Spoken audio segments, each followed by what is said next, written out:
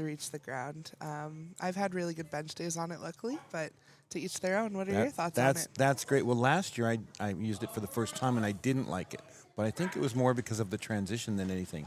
Because this year I really liked it. And I've been learning how to really dig my shoulders in, which I wasn't doing before. Yes. And so it's actually gone really well. Yeah, the first time I used it, it was very difficult. But I've been fortunate enough to compete on it multiple times, so I've gotten used to it. I just got a sky pad, that's the soft pad that we're using, about 3 weeks ago, so we've been training on it now. Excellent, excellent. Emmy with 104 kilos on her second attempt. Looking to break her own national record that she just set on her opener here. Add another 6 kilos. That's right. That is a lot for a 43K junior. This will be a 7 kilo PR. Well, moments hesitation here on 2. We're just adjusting the bar for Emmy. And here we go, national record. Here we go. The crowd's getting behind her here. I think everyone's starting to wake up a little bit. Lots of coffee. Yep.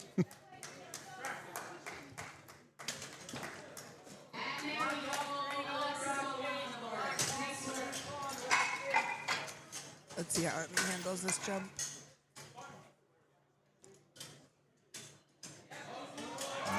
I think it's going to be good. Yeah, a little sticky, but we all have our sticking point. Good lift, 3 white lights. She's upped her national record. Let's see what she puts in for her third. I'm excited to see how far she thinks she can continue to push this. Exactly. Again, a national record on your opener is unheard of. That is a monumental squat. Haley with 105 kilos for her second. She's taking a 5 kilo jump. Let's talk a little bit about jumps, too, because as you know, when we go from the smaller weight classes to the bigger weight classes, you can see a variation in jumps that people take. Of course. And probably a variation from, like, first to second to thirds as well. Yeah. So I know in 47, like in the smaller weight classes, like 47 per se, 5 kilo jump is a pretty big increase when you look at the percentage of body weight. Whereas in my weight class, which is 84 plus, it's a very, very small jump because it's a smaller percentage of our body weight. So it's more typical in my weight class to be taking jumps of 10 plus kilos. Anywhere from, like, honestly 10 to 22 kilos for jumps is pretty normal. So it's just interesting to see the differences. And then the first jump is generally the biggest as long as your opener does go well and the nerves don't get the best of you. And then you take a little bit more of a conservative jump for what you are pretty confident you can hit for your third. Okay. So you like that big jump to be the 1 to 2? Okay. Yep. No, that makes a lot of sense. Like you said, especially if it's successful. Yes. That confidence builds right away. Yes. You're like, okay, yeah, we're good for this. And then you hit the bigger jump and you're like, okay, now it's only 7 kilos or it's only 10 kilos instead of, oh, I got the big scary one out of the way. Because if you miss that first one or you miss that second one, then all of a sudden, at least for me psychologically, okay, now I'm reaching. Yes. I don't want to reach. You're reaching. You're a little bit panicky. You're like, oh, back against the wall. Yeah. Zoe here with 107.5. A 7.5 kilo jump from her last lift, her first attempt. So this is a big jump for her. Yeah, for a 47 kilo junior, yeah, let's see how she does jump here. is big. Nice grind. Yeah, a little sticky at the top. So I would suggest they recommend that they probably will take a smaller jump there to her third. Yep, good second for her. Maybe a 2.5 kilo jump for the last one. Yeah, get the big jump out of the way. Yep. Try to secure a couple more kilos on your third. Darina with 115 kilos for her second. Another 7.5 kilo jump for this lifter. This will be a 10K PR, too. That's huge. That's what I'm saying. The junior's just stacking 10 kilos casually on her second attempt. On her second. Incredible.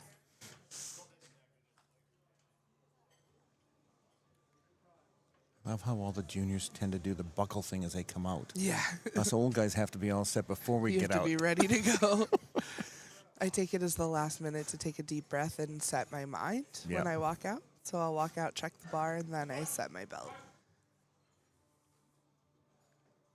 But I am far from a junior. Yeah, good grind there. Nicely done.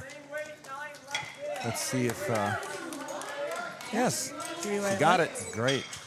Great job. So that's the big 7.5 kilo jump added to her total. She'll probably take a smaller jump going into her third. Nia will be attempting 120. It's a 5 kilo jump for her. Only 2.5 kilos off from her PR, so she's entering PR territory now too. As you mentioned, we pretty much have everybody at PR or higher already. I know, it's so crazy. Let's see how we handle this 5 kilo jump. Also, I apologize. My voice is hanging on by a thread by this point in the week. All of our voices are getting a little worn out here. Too much screaming and cheering.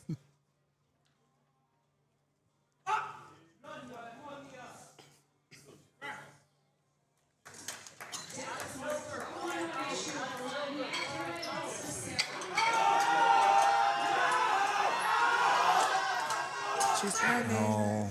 Just a little bit too much on that attempt. She'll have one more crack at it, though. Yep. Could have slightly lost position or something in the hole. Yeah, it looked like she got forward a bit as she was coming up. So Emma missed her opener at 130 to a depth call. So she has opted to jump 2.5 kilos anyway to 132.5 for her second attempt. How do you feel about bumping your opener or bumping to your second after I missing actually your did that on classic bench. Did you? They called me on butt lift on my second attempt, and I know I didn't move, but whatever. Yeah. And I thought, you know what, it moved really well, so I took Yeah. another 5 kilos and did it anyway. Sometimes you got to just take that risk, Yeah, try yeah. to keep on pace with what you were expecting for the meet. And I think a lot of it depends on how the lift felt Yeah, more of than course. anything. And 2.5 kilos, like, it doesn't seem like much, but No. I'm sure she'll handle it confidently. Oh, yeah. Yeah, that looked like better depth. She grinds through it. And she's got her. Oh, yeah, On there the we board. go. That's the confidence she needed. Yep.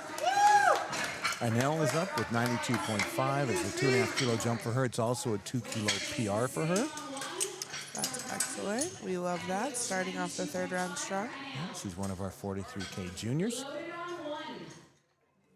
And so we'll have you here for squats, which will be awesome. Yes. I know and you're then- going in the back and helping somebody out. You want to talk a little bit about that today? Yeah, of course. So our next session, we're going to have the equipped men lifting. So both my coach and my training partner / best friend are competing in that session. So I will be in the back helping them out. Looking forward to it. It's going to be a really massive session with a lot of crazy weights being thrown around out here. There's going to be a lot of reds being thrown around in the lot back. of reds, yeah. Slinging plates. I got out of plate slinging at least because I compete tomorrow, so I have somebody to load well, for that's me. good, yeah. I just have to bring the vibe. So I was like, Okay. I can do that. I can do that. Okay. All right. All right, looks like no lift here. It was a depth issue. Yeah. Gym PR. We always call it a gym PR. If it doesn't count on the platform, it's still a PR in your heart. So a gym PR, just not quite to How do you standard. feel about training in terms of being consistent about standards? So, for example, I struggled with depth when I first started powerlifting. Yes. And so we really rebuilt my squat. And so for the last 2 years, I have missed like one on depth. Yeah. But prior to that, I was 1 for 3 on a lot of meets. Yeah. How do you feel about that in the gym? Yeah, I think it's exceptionally important to train to standard, and it's important to be honest with yourself if you're not training to standard. I almost bombed out of my first Worlds on squat depth, and I had never been called on a depth call in Canada before. Oh, that's so tough. it's just the level of standard rises the higher you go. Yep. So it was a big wake-up call to me, and I really, really took it seriously from there, and ever since then, I've trained impeccably to standard. Yeah, I don't think you have depth issues on squats typically, no. I have a high hip, so it is okay. somewhat often I will get a 2-to-1, Okay. depending on how my hips are functioning for Sure. that day. But yeah, it's rock solid in on my left side, and the right side's like, we might get there. Okay, all right. Diana's up next with 105. It's a 2.5 kilo PR and a 7.5 kilo jump for her second. Yeah, she missed her opener, came back and got it strong on her second. She's taking a did. sizable jump to her third, so hopefully she handles this well. We are all in our third attempts here in our first flight.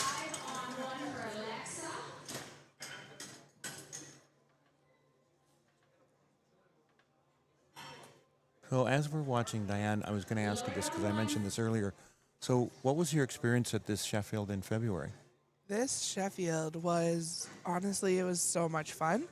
We went in with pretty high expectations, but we went in with the idea that we were just going to have some fun with it and take bigger swings than I normally would because I'm a very conservative lifter and play it safe.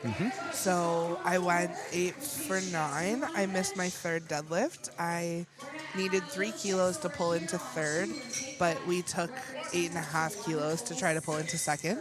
I lost it right at the top on grip. My hand was too sweaty, and it just slid right out, which has been a common issue with me, but I actually lost it in my other hand this time.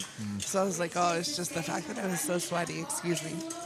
So It was so exciting to watch because you had it up, and then the hand, just like you said, it just... And it flew up. Like, Oh, it was did. so much faster It than I did. expected. It was so fun. So hopefully we'll take a crack at an even bigger deadlift tomorrow. We'll see how the body's feeling. That's where I was leading Yeah. into. So we're going to take a crack at a big deadlift tomorrow? Yeah, we're going to load 300 kilos for my third, which would be the first person in an IPF affiliate to successfully pull 300 kilos if I am able to pull it off. But we'll see what the day brings. It's been a long week. Yeah, it has been. Yeah, that's true. It would be amazing to see. Obviously, we want to see you lift tomorrow. Everybody's excited to see you course. lift. But if you're feeling good and that's there, boy, that's going to be so much fun. Yeah, I mean, we're going to load it no matter what. I don't have much to lose as long as I have a total by then, which I should. Yeah. You know, knock on wood, you never know what's going to happen on meet day, but yeah, we'll load it. That'll be great. Emmy is up with her third and final squat, 106 kilos, a 9-kilo PR. She's adding to her national record. Yeah, it looks like she opted for a smaller 2-kilo jump. Which made sense. I Yeah. mean, if I remember, it was a bit of a grind. It wasn't too bad. Yeah, it was strong and smooth, but definitely a bit of a sticking point. So Yep. secure the extra 2 kilos towards your total. Move on to bench. We'll see how she handles it, though. Because, again, 2 kilos when you weigh 43 kilos is a pretty substantial percentage of body weight. It's 5% of your body weight. Yeah. Oh, it looks like she's not coming Maybe out she's for timing it. out Yeah. for it. Not a problem. She set the national record twice already on her first and second. Save something for bench. Yeah, exactly. Yep. Haley's up next, 107.5 kilos. 2.5 kilo jump from her second to her third. Yeah, we're seeing a lot of that already in this flight. The bigger jump into your second and then the smaller jump into your thirds. Makes sense. Makes sense. You get that first one, you've got some energy, you hit a bigger second. And then depending on the second, of course, if the second flies, people will take a similar jump. But I think what we're seeing here is with the smaller lifters is they're lifting 2 times their body weight in many cases. And so that third attempt is a 2.5 or a 5-kilo jump. All right, Haley did come out. I wasn't sure if she was going to make it. She came out. Lots of time still. You just have to get the start command before your 1 minute runs out. Oh, yeah, beautiful third there for Haley. And a little bit on depth on both sides. Yep. 2-to-1 no lift, unfortunately, but super smooth, super clean. It was very clean, yeah. Zoe, 112.5, a 5-kilo jump for her. Here's someone who's taking a slightly bigger jump for her third. Yeah, she jumped 7 from her first to her second, and then 5 from her second to her third, so that's great. We'll see how that goes for her.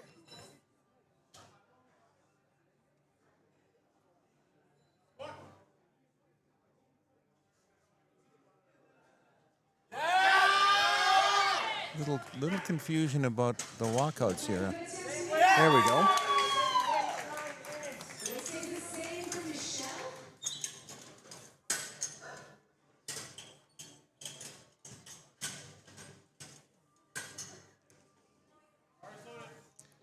When you're setting up for a lift, do you have the exact same routine every time you come out to the bar? Or I are you am one of those? so idiosyncratic. It's the same every single time. Yeah.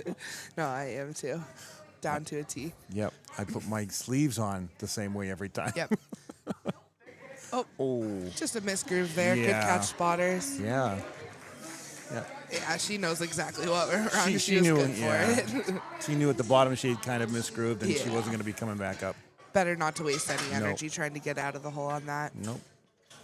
Darina's up at 117.5. It's a 2.5-kilo jump for her third. Yeah, I mean, my routine is pretty much subconscious now. Yeah, exactly. Even in training, back to training, it's exactly the same every time. So it feels a little bit more familiar. When you go out for that first squat, it's a little less scary because your body is so hardwired what to do that you're like, this is exactly what I need to do. Yeah. I train alone a lot, so I actually time my gaps between my squats in training. So yeah, I would see how that's important, especially if you're prepping for a meet you know is going to have a smaller flight, a quick turnaround time. Yeah.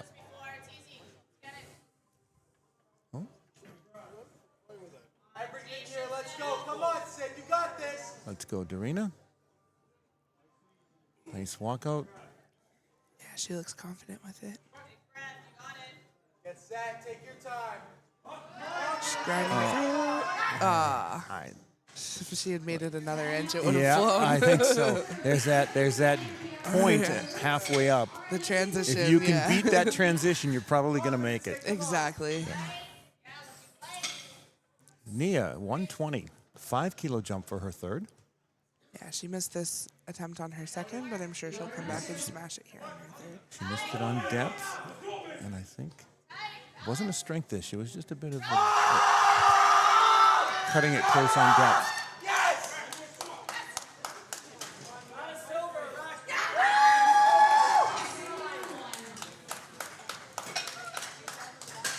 You can probably hear in the background some of the excitement on platform 1.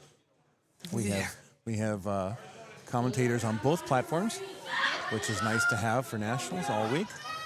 Yeah, it definitely keeps the live stream a bit more entertaining than just a quiet stream. Nia's grinding through. She hit the spotter has deemed to take it.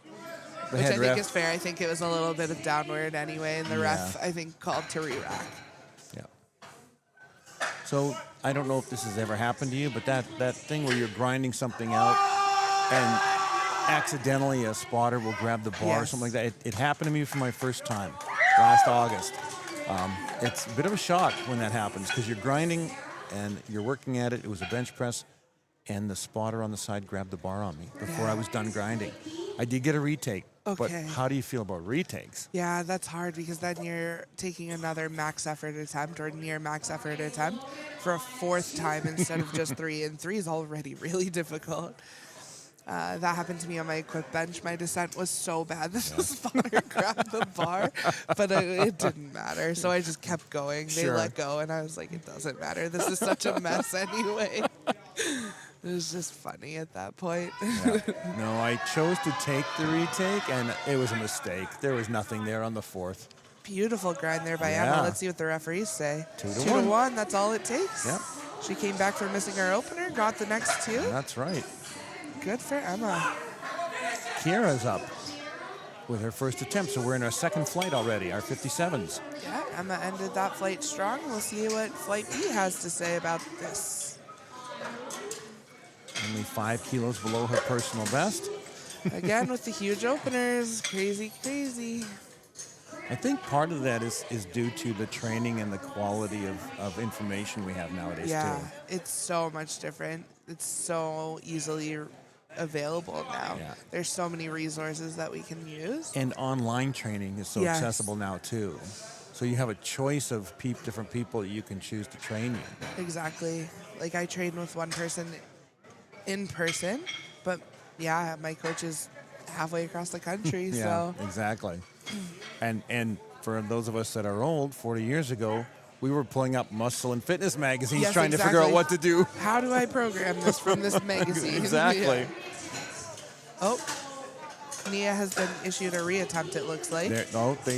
They decided they did grab it early. Yes. Okay. So she will have this 4th attempt. And she should get a full 4 minutes, I believe. Yeah, I think she has, let's see what they, 3 minutes 3 now. minutes, okay. So she's got a full 3 minutes to recover and try and take this again. So anytime in the next 3 minutes, whenever she's ready, she's able to approach the bar. She just has to get the squat command before the 3 minutes runs out. And again, 3 minutes is not a lot of time when you're talking about a max effort squat, but hopefully Nia can rally during these couple minutes and come out and get this. Yep. She's hitting depth, which I think was her issue, and now she's hitting it so deep. So deep. Yeah, so if she can find that fine line. Here comes Nia. She looks fired up. Let's go. Lots of energy. Yeah, get the crowd behind her for this. She can just pass that transition point now. She'll be smooth sailing.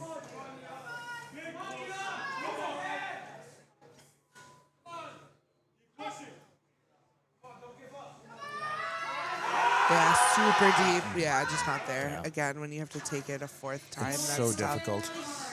Yeah, really valiant effort though by Nia there. And we're back into Flight B. We have Kiara Moore coming out for 107.5 for her opening squat.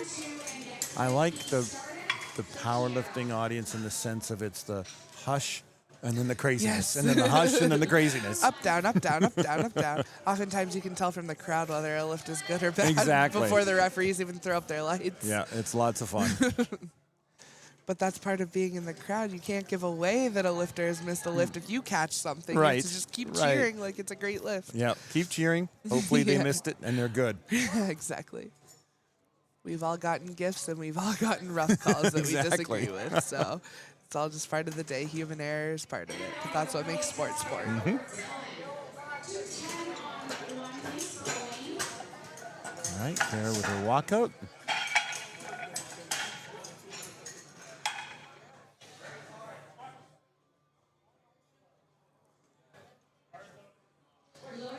Nice and Oh, confident, yeah. so deep. I don't think there's any question there. Lots of strength there. Yeah, 3 white lights, no questions. We'll see what kind of jump she makes after that opener. Olivia, 112.5 is her opener. Only 5 kilos below her personal best. Seems to be a common theme Yeah, already. very confident lifters.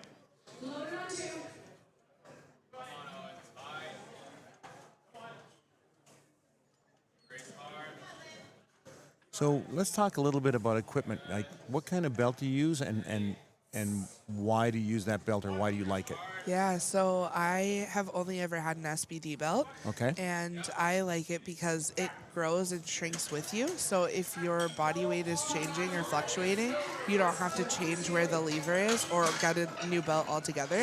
It has multiple holes and a lever, so you can adjust the size on the fly without having to like get your screwdrivers out and pliers out and change your sizing on your belt. I did not realize you could adjust on the fly. Yeah, so it has a bunch of different Right. holes along. Yeah, so any size there. Really? Yeah. Oh, I have to get an SBD belt. Yeah, it's great. Honestly, my partner just got her first belt, and I'm so excited for her. 'Cause I mean, I she's- have a lever belt, but it's an A7, so Yeah. it's not adjustable on the fly. Oh yeah, you don't have to like To take the unscrew screwdriver. it. No, I have no. a screwdriver in my bag every Never. time. Never, oh, never, ever. Oh well, we're okay. Yeah, we're, you'll have to we're swing back to switching. the SBD booth and We're check it out switching. to, All right right. after this. We're switching Make over. sure you use my code. I will. No, I'll I'm use your just teasing. Really strong Oh, opener nice. there. Yeah. So smooth. Yep. Well, now that I know that, oh yeah, I'm definitely going over. Yeah, you'll have to check them out. It's so cool. My partner's, her body weight is changing currently, and so we got a smaller SBD belt, and it'll continue to shrink with her without having to unscrew and change everything. Because So- my weight goes up and down like a yo-yo. yeah, exactly. So you don't have to have the screwdriver. You just change it. You just move the hole and just whoop. Oh, So gosh. easy. Oh, that's going to solve a lot of issues. All right, Maria with her opener, 117.5 kilos. 7.5 kilos off her PR, so aiming to shoot for a PR, I'm assuming. We'll see how this moves for her, though. There's Nice another and one of the deep. SBD Oh. colors that you were talking Yes, about. yes. What color is that to you? You're going to laugh. I think it's gray. Okay, it's a purple. It's a very royal purple. That's how colorblind I am. Yeah. Yeah. My wife made fun of me. She said, "How can you tell when we first met? How can you tell the traffic lights?" And I Just said, the orientation. "Well, of no, which no, no, one. no. They're white and red. Oh, gosh. It looks white to me. That's so funny. There's no green there. It's white. It's just white. Whatever gets it As done. long as it doesn't look red, I'm good." All right, it looks like we're opening with a PR now here Oh, yeah. on platform 2. Hallie with 132.5. Small PR Yeah, for her. 2.5 kilo PR, but on her opener. That's crazy. Yeah. We'll see how she handles this, though. Yeah, depth looked good. Nice Yep. and smooth. We'll see what the refs say. Good opener. Yeah, 3 white lights. No issues there. Julianne will open at 135.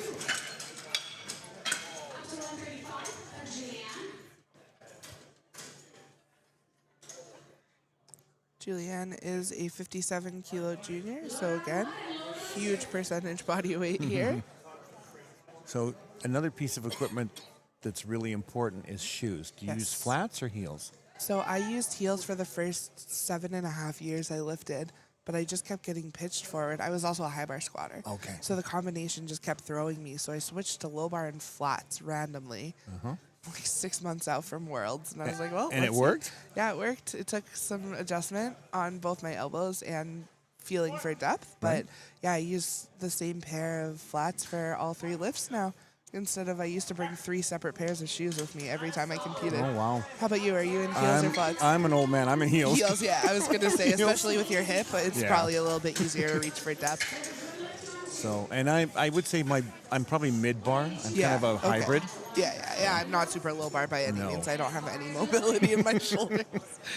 The damage is done. and to me, now that I've gotten into powerlifting, I've become kind of a nerd in the sense that I really get into the equipment things and the numbers things, and it's just something that I get fascinated by in a sport. Yeah, for sure.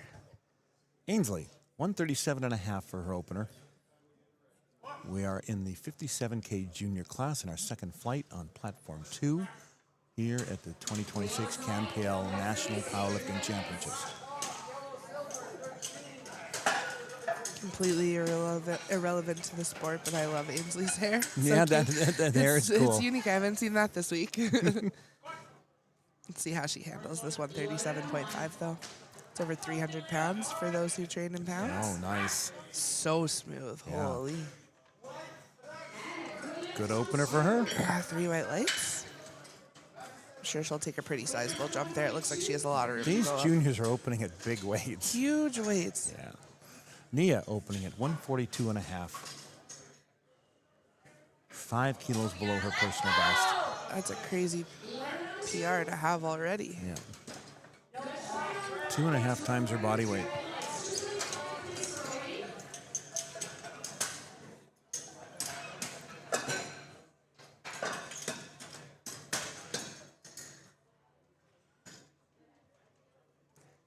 Do you use wrist wraps when you compete? I use wrist wraps for all benching. I Yes. don't use them for squatting. Do you? I have to use them Oh, for squatting, okay. yeah.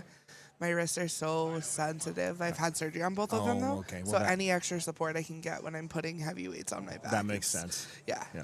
And same for bench.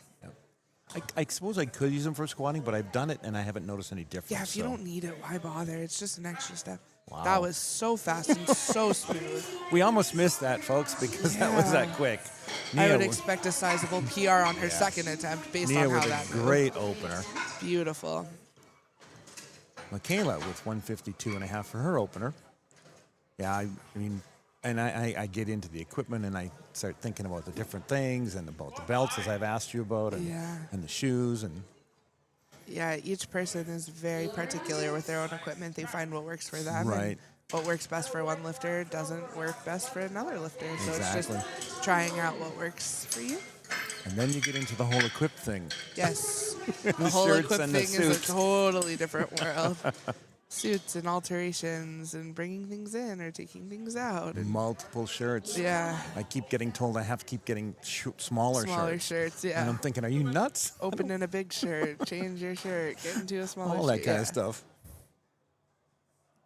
Nice and smooth there for Yeah. Michaela. We'll see what the referees say though. Yeah, 3 white lights, no Good issues lift. there. All right, we're up on second attempts, Kira. Starting our second round with 115. This is a jump to a PR for her, small PR. 7.5 kilo jump, yeah, for a 2.5 kilo PR. Can't complain about that. Nope. Yeah, I think for me, for lifting, because there are so few lifters in the M3 categories at times, there are not always a lot of competitors. I come in thinking more about PRs Yes. and about maybe totals Yes. rather than I am about first, second, or third. Yeah, of course. It's when you're uncontested, it's a little bit easier to focus on taking swings at PRs rather than jockeying for position. Right. Whereas I would like to be in a battle occasionally. I Yeah. have been in one at It's fun. Commonwealths, which Yeah, was yeah. a lot of fun, but it just doesn't happen very often at the M3 no, level. of course. Yeah, nationals is generally my one pretty uncontested meet Right. a year, so I can take those bigger risks, Yeah. like trying to pull 300 kilos just for fun. Because normally I'm in very, very tight battles, and I just Right. have to secure lifts and make sure I'm making lifts. Yep. It's nice to have one a year that you can Yeah. relax. Yeah.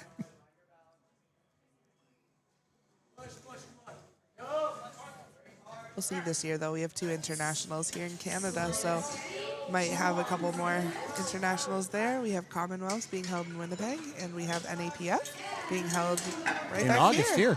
here. In August, yeah. Yeah, it's a big year for Canadian powerlifting, having 2 major international meets. Yeah, very exciting. A lot of opportunity for Canadian lifters, too, who don't have the opportunity to travel internationally, so they can get an international meet right at home. NAPF 3 lift is right here in St. John's in early August, and our Commonwealth meet is in mid-September in Winnipeg. And just for information, the Commonwealth meet is all 4 lifts. So it's both benches and equipped in raw, and it's both 3 lift equipped in raw. Yeah. So there'll be a lot of opportunity for lifters to get to an international meet. Oh, a little bit of a grind there for Olivia. Unfortunately, a bit too much, but she'll have an attempt on her third to retake that. Yuma with 122.5 for her second. She's taking a sizable jump, 7.5 kilos.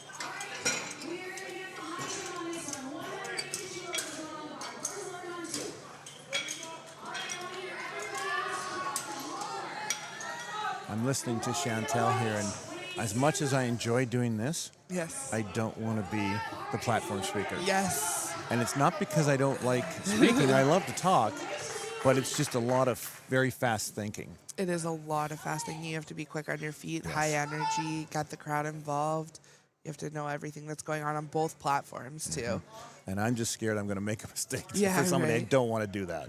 Call the wrong name, call the wrong way. Yeah. Wrong number, wrong total, and everybody's thinking, what are you talking about? Yeah, this guy's crazy.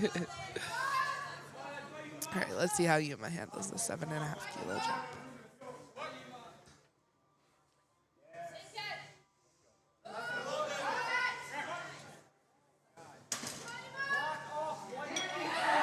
Nice and deep there. Oh, yeah.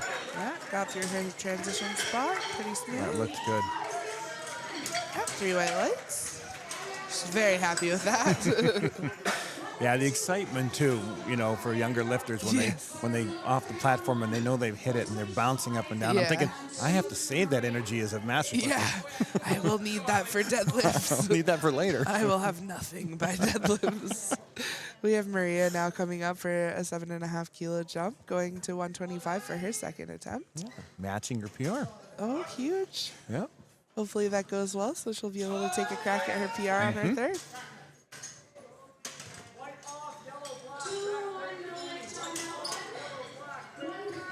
Just a shout out now while we're waiting for Maria to our volunteers, all of our referees, our scoring table folks, our registration folks, everybody who makes this possible puts in hundreds of hours, and especially to our co-meet directors, Larry Walsh and Jeff Butt.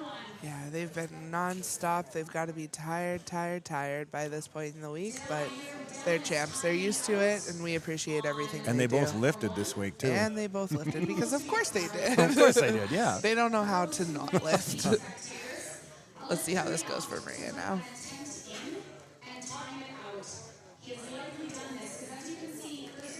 That depth looked good. Oh, So yeah. smooth again. Yep. Yeah, Good. 3 white lights. Good second for Maria. Yeah, she has room for another sizable jump, I think. But again, sometimes the wall comes quickly. It does. It's up to a coach to know their athlete and what they're capable of. So that's a good segue into a question I wanted to ask you. How do you know when you feel like, okay, I know I've got a lot more in me versus, okay, I want coach to make a decision because I'm not sure what I've got in me? So on game day, I want nothing to do with my numbers. Okay. I tell Bryce is my coach, Bryce Krawczyk. I tell him, like, I want to know how big of a jump. So, like, hey, we're jumping 7.5 kilos. I don't want to know the numbers. I just want to know, like, what to mentally prepare for, because he knows me better than I know myself when it comes to numbers. And he's more confident in me. I would always err further on the side of caution. But if he loads something on the bar, I know it's because I'm capable of it. So I don't question it. I don't have to think about it. No decision fatigue. Just get in and do it, because if coach says you can, you can. That's a great relationship with your coach. Yeah, absolutely. And we've spent years building that. Because the first couple of meets I did with Bryce, he had no idea where my top end was. So I was adding 30 kilos to my PR every time, and I was still way undershooting every lift. Wow. So it took a couple of meets to get under our belt to figure that out, but he's got me down to a T now. That's awesome. I have one of the higher hit rates in Yeah, I know you the do. IPF, which is pretty cool to say. But it's as not just Matt because of- Gary says, 8 for 9, 9 for 9, you're going to be Yep, good. Exactly. We have Julianne here taking 142.5. That's 7.5 up from her first. We'll see how she handles this.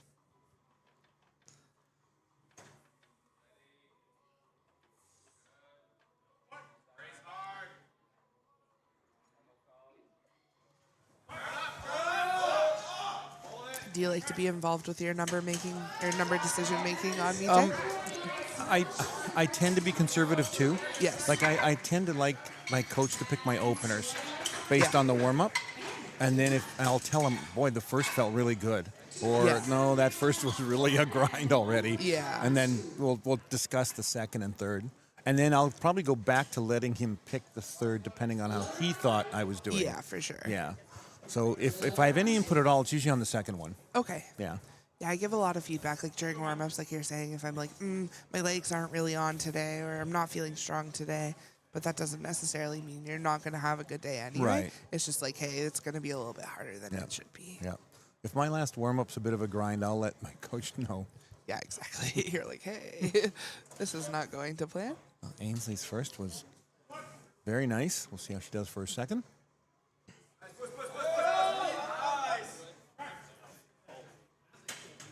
This is a 7.5 kilo PR attempt, according to the information we have here. So we'll see how Ainsley handles that. For those of you that aren't familiar with powerlifting, Ainsley is a low bar squatter. She's got the bar on mid-back. Nice indeed. Nice form. Yep. Gets through her transition point, held steady all the way through. That's right. 2 to 1, a good lift. That's all it takes. Yeah. Good second for her. Nia with 152 and a half, a 5 kilo PR, and a 10 kilo 10 jump. kilo jump, yeah. Yeah, That's huge, but her opener was so good. it was. So Yeah. I'm expecting no real issues here on this one.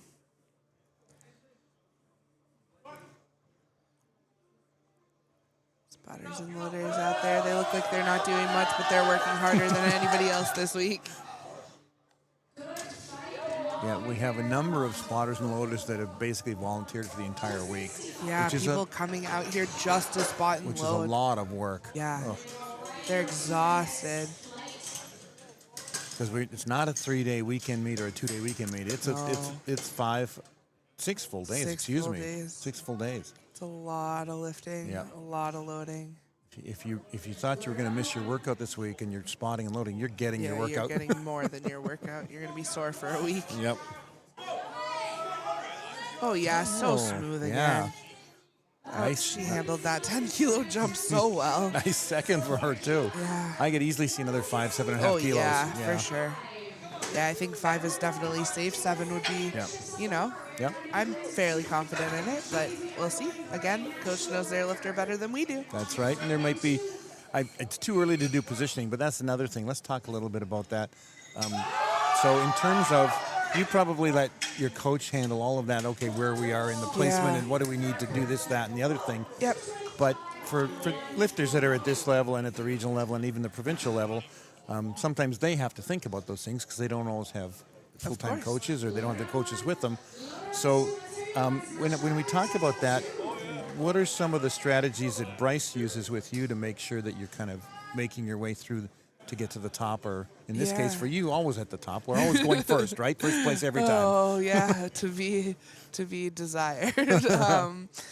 So my biggest thing is I don't have one lift that I'm impeccably stronger at. Right. So I have to build a total. Okay. So my biggest thing is just make lifts. Like try to squeeze out PRs when I can, but if it's not there, you take the guaranteed make because you just have to build a total and see if it's enough at the end of the day. And luckily, my deadlift has gotten bigger, so I am pulling generally closer to last, so I get the quote-unquote last say. Right. But yeah, my main competition, she out-squats me by 20 kilos. And then bench, we're pretty on par. And then deadlift, you just like, it's just trying to set yourself up for the highest total you can get guaranteed without missing. And it's interesting that you mentioned that because when I watch your lifting, I think Brittany's really good at all three, but there's not like, you know how like some people are, wow, this is a crazy deadlifter. Yeah. Or this person's a crazy bencher. Like, I'm not a squat specialist. I'm not a deadlift specialist. I'm not a bench specialist, but I've held Strong the in world all record three, in yeah. all of them except bench so far. I'm 2 kilos off the world record bench right now. Yep. So Another goal on the list. I think it would have been there at Sheffield, but again, I just Right. needed to make. So Needed we the took, number that you got, yeah. So we took absolutely. the 165 instead. So.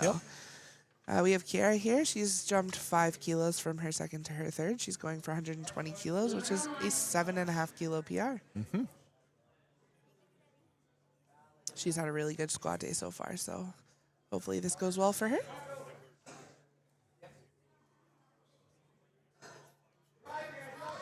Oh, yeah. Nicely done.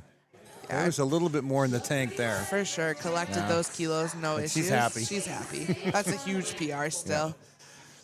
It's hard to know, too, when you're that far into PR territory, how much more you have How in good you. a day you're going to have. Yeah. Olivia's up with 120 for her third attempt. 2.5 kilo PR for her. Yeah, she missed this on her second, but she'll get another crack at it here. Mm-hmm. I don't recall what happened on it. No, I don't either. Depth or strength, I'm not sure, but we'll see here. She looks fired up. Just hit that transition That transition point. again. Yeah. It's hard, too, because for a lot of lifters, this is likely their first time traveling for a competition. How do you find traveling impacts you? It's I'm sorry I shouldn't say it on air, but it's awful. Yeah. I lifted Monday. I came in Friday. Yeah, I give myself at least 2 Yeah. days, and sometimes more if I can afford it. for sure, you know? especially if you're going internationally. I Yeah. find it takes even longer to acclimate. When I went down to NAPF 3-lift in the Cayman Islands in August, I went 5 days early. Yeah. I needed to get adjusted to the travel and then the heat. And I mean, that's not a bad place to spend 5 Well, days. no, it's not. But you're also not outside on the beach because you're trying to recover. The beach came afterwards, Yeah, of course. Yuma's up, 127.5, a 5 kilo jump for her third attempt. There we go, nice walkout. Looked confident. Let's see how Yep. this goes. Just that transition. Yeah, that same period spot. seems to be plaguing us on platform 2 Yes. today. Great effort, though. I don't think it was the wrong call. No. It was so no, close. It was close. Yeah. And that's what a third should be. Absolutely. You should be pushing on thirds. Yeah. Marie is next with 130 kilos. This will be a nice 5 kilo PR for her. 5 kilo jump, Yeah. 5 kilo PR. Yep. That's great. That means she matched on her second. I don't remember what that's like.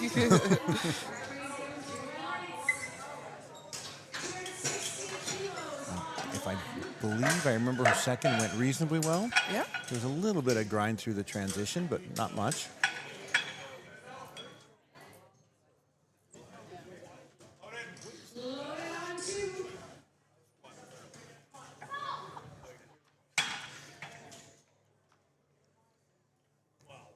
Yeah, Maria's looked really strong. I think she should be good for this 5 kilos. She looks fired up for it, too, which always helps. The adrenaline carries you through things you never thought you would be able to do.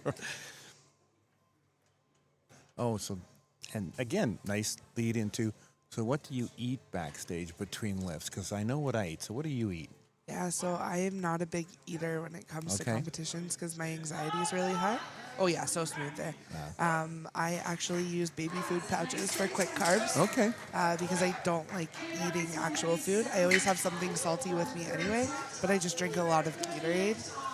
And, yeah, baby food pouches. Okay. And usually the meats, the meats that I'm competing in are going really quickly, whereas tomorrow I have a really long day. It's a 3-flight session, so I'll have to eat something of more substance. So I'll probably just have like something easy on the tummy, just a sandwich or something. Yeah. What do you choose to eat during your competitions? Well, because I'm usually in longer Yes, stretches. When I get closer to the platform, Sour Patch is the go-to thing. Okay, yeah.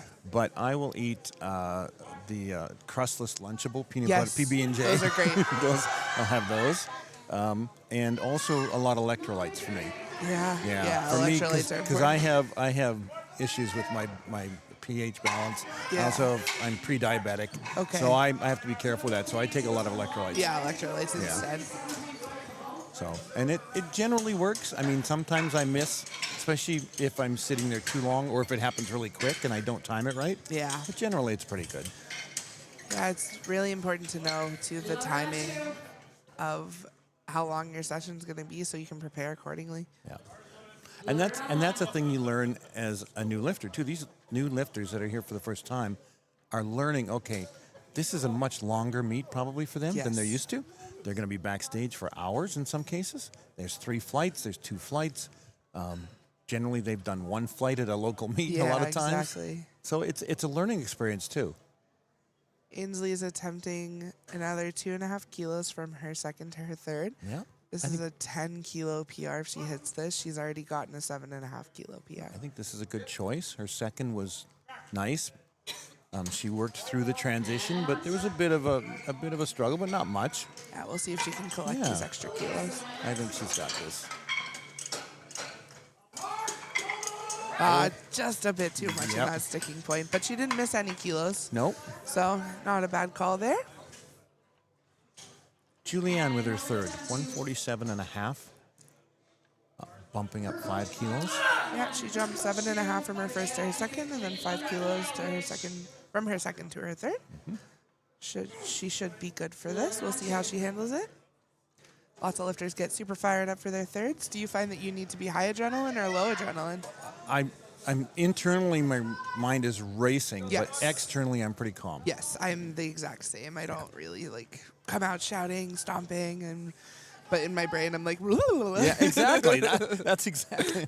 It's like everything's going through my head, but when I walk out, it's kind of like, and I'm very consistent. It's the same way every time. Yeah. You know how some people, Jeff Butt's great, but Jeff Butt, I know he's going to pace 3 times and then go up and lift.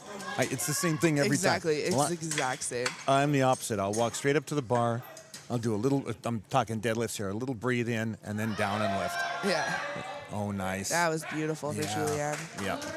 Say there's probably a 2.5. Oh, 2-1 no lift. I think a depth call. They might want to challenge that. Yeah, we'll see if her coach goes and appeals it with the jury. It was really smooth nonetheless. I think she was good for another 2.5. Yeah, he's headed over there now. Yeah, he's there. So, ask the question.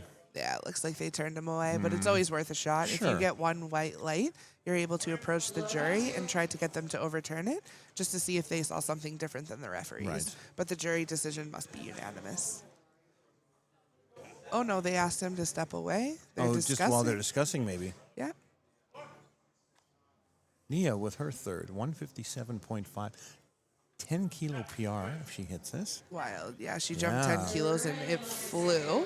And another 5 kilos here. Yeah. Her first 2 were very good. Yeah, she's looking strong today. And we will get notification as to whether or not that was overturned at the top of our screen if they do. Okay. I haven't seen anything yet, so No. unfortunately it looks like that decision will stand. Yeah. But again, a gym PR. A gym PR.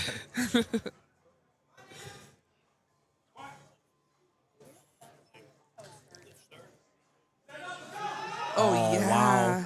She should have done the 7.5 you were talking about. Beautiful That was lift great. there. Holy. Yeah, that was a great 3 third. white lights, no questions there. Talk about training to standard. Yep. She must, because that was beautiful. All right, we have a big load going on the bar here, 166.5 kilograms. In Ontario and a Canadian record from Michaela. This will be a 1 kilo PR, which doesn't seem like much, but when you're doing things that people have never done before, that's huge. Yes. Yep. Canadian record here on platform 2 for Michaela, 166.5 kilos. Yeah, it looks like she took the Canadian record on her second, too. I didn't even notice that. Oh, by We were half busy kilo. By yip-yapping. half kilo. Yes, Yeah. by half kilo. We were Correct. busy yip-yapping, but here we go. Crowd's getting behind her.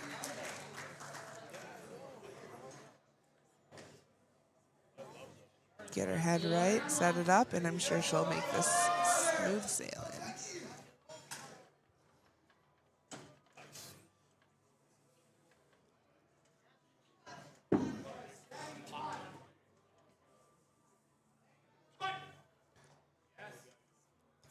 Nice and deep. She grinds through. She's pushing.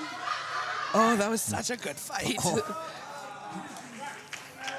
just for a moment there, you could see she moved it a little further. Yeah. I thought, okay, she's going to break the Yeah, it was transition. like she got the transition.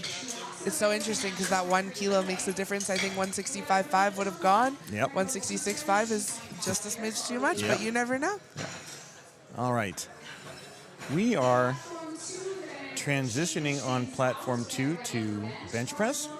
So, our platform isn't the one with 3 no, flights. I thought we were. I thought we were too.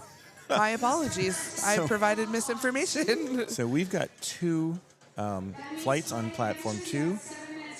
And, yep, we are going to have a 10-minute break on platform 2 for bench. So I want to thank you so much for doing this. Yes, of course. Thank you for having me. me. I'm so happy to have you on. People want to hear what you have to say about powerlifting and about the things that are going on. Yeah. So the best of luck moving forward. Thank you so we much. We will be watching you. We will be cheering for you. Yep. And we will be supporting you. Awesome. I really appreciate it. Thank you for having me join you. All right. We're going to take a break.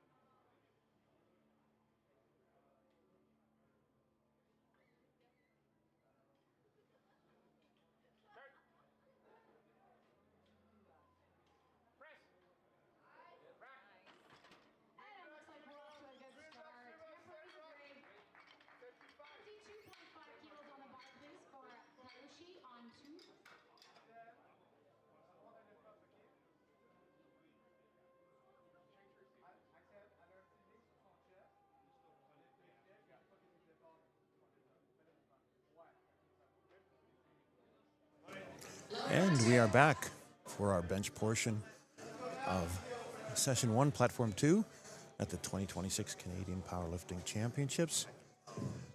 We have our 47 and 43 and 52K junior lifters doing bench press. Tarushi is up with 52.5 kilos. She is starting with a 7.5 kilo PR for her first attempt. And a good lift for her. Once again, I want to thank Brittany Schlater for joining me on the squat portion of our morning session. Brittany is probably the most famous, I hate to use that word, but it's true. She's the most famous powerlifter we have in Canada at the moment, the most accomplished powerlifter. She's an amazing human being, and we support her across Canada. She's got some big events coming up. She's going to be lifting tomorrow, 3-lift classic. She's going to be heading down to Worlds in Lithuania. I think that's in June. And I believe if, as she pointed out, if she's qualified, she'll be going to Sheffield in the fall. So thanks again to Brittany for joining me on the squat portion of our morning session. Zoe's up with 52.5 kilos.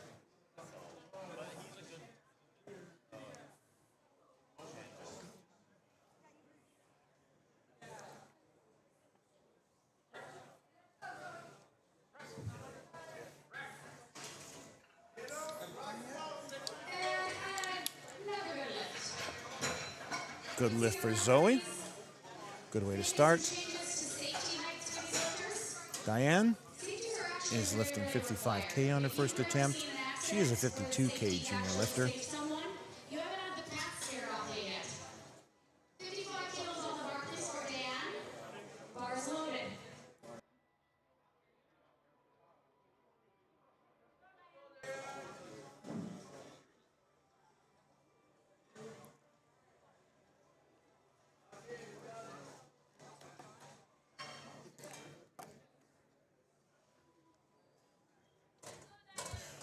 As we were talking about a little earlier on the first session with squats, a lot of these junior lifters now have so much better information, better coaching, better access to nutrition than we do from years ago.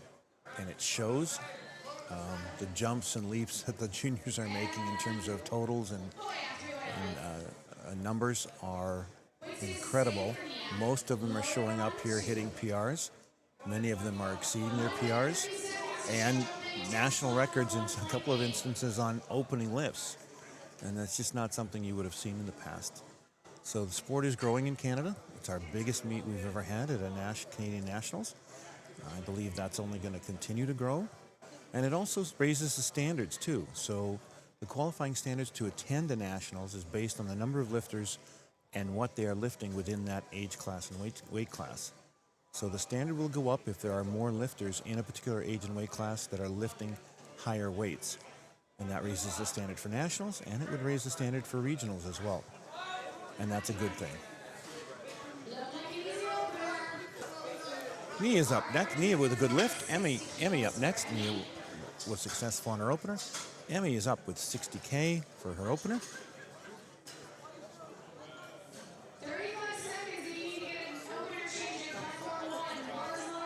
Just 5 kilos below her personal best.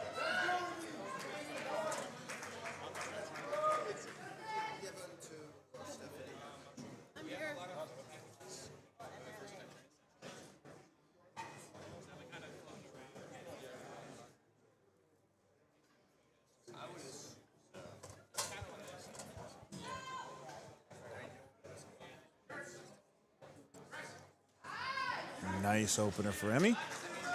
Smooth.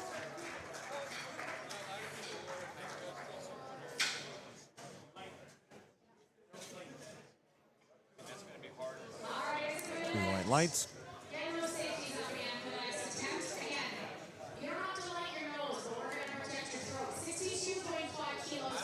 Emma up next at 62.5 kilos for her opening bench. So I'm going to be doing the rest of this session on my own, which is fine.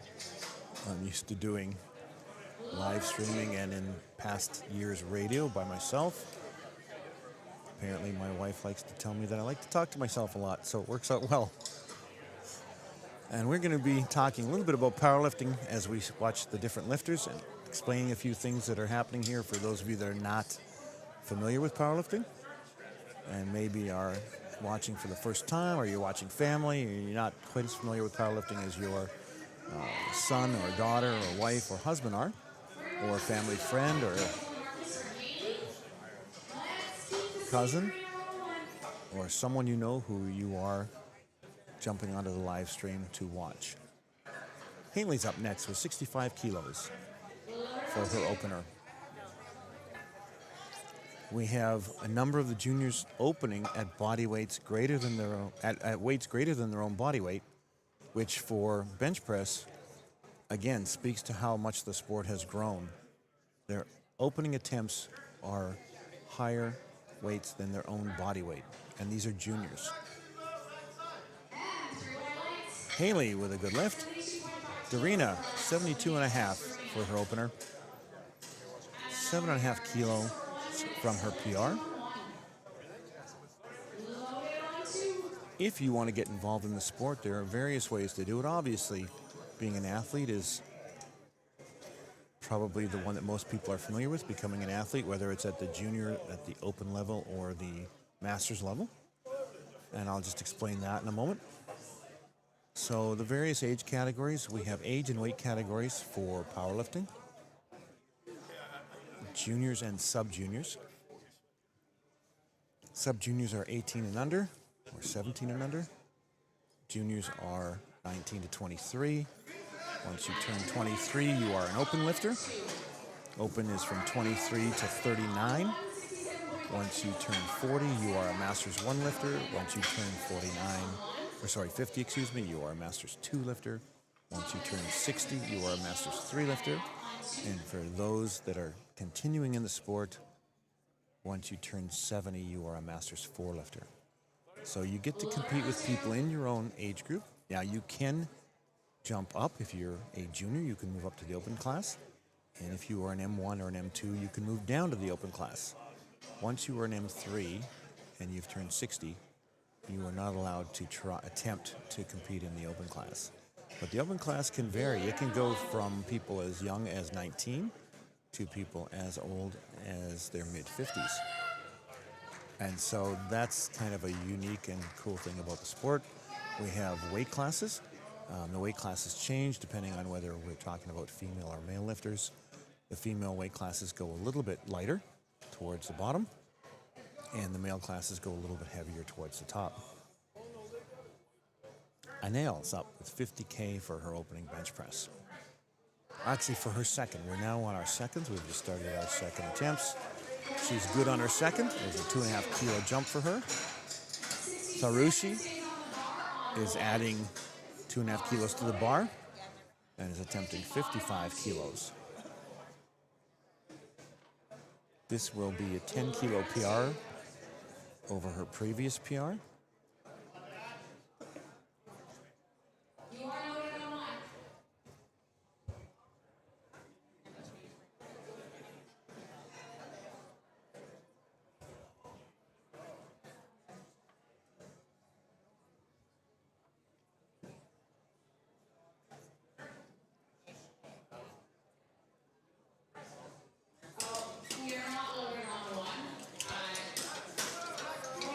Sarushi with a good attempt for her second.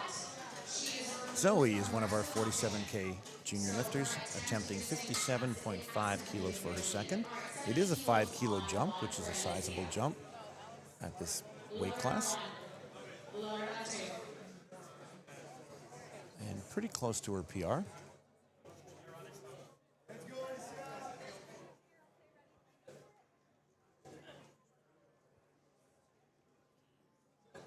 So as I mentioned, we have different weight classes, different age classes for powerlifting.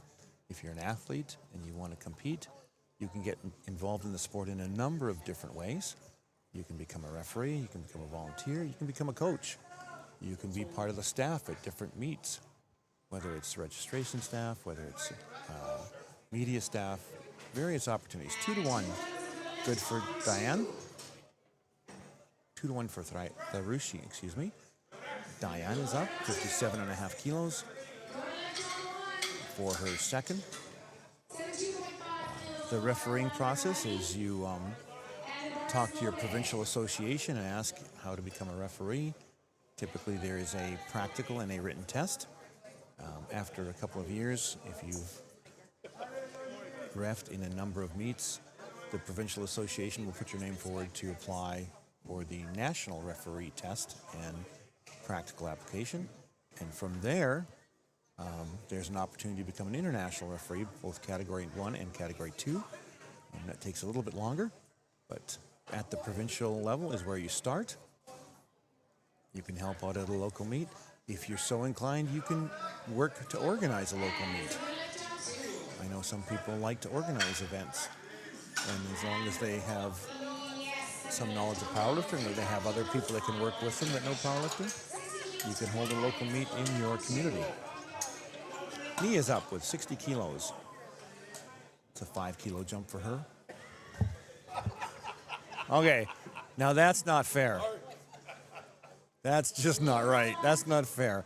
All right, I've got the jury over here just making fun of me at this point. They're trying to scare me, and they did a good job there for a second. So we also have fun here at these meets, and it's been a long week, so we're having a good time. Nia's up with 60K, a 5K jump for her second attempt. And I'll be talking to the jury later and asking just what the heck's going on over there. Good lift. Emmy was 65K for her second. We are moving along on bench press. Flight 1. Emmy is a 43K junior. The 43K class is a sub-junior and junior class only.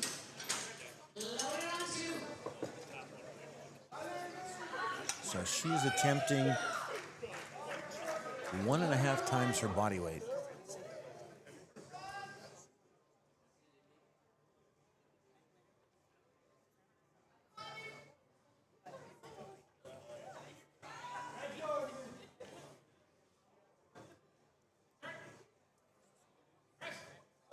Oh, that flew. What a great second for Emmy. She is happy with that.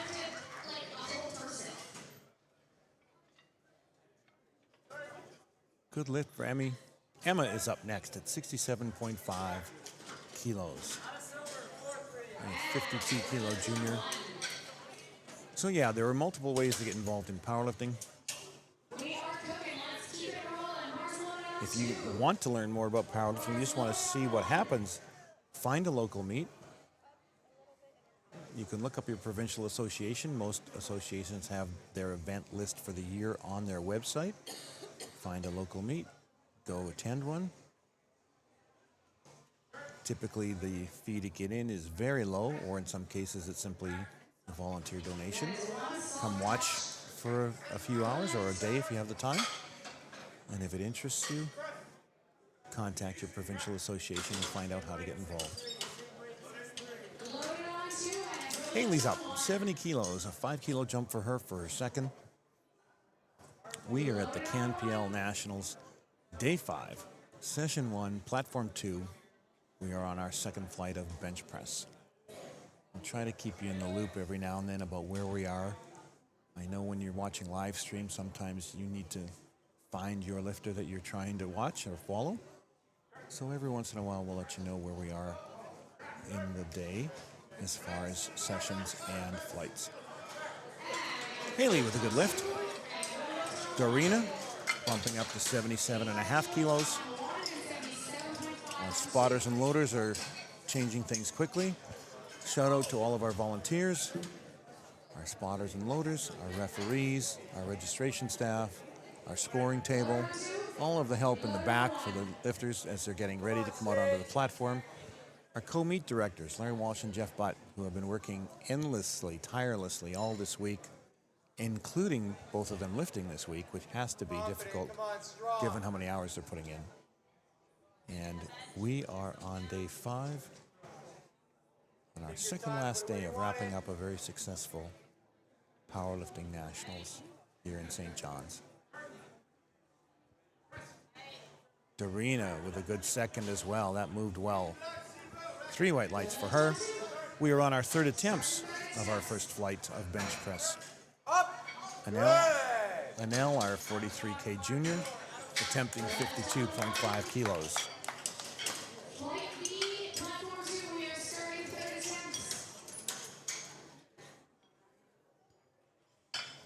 We are waiting for Aniel to come.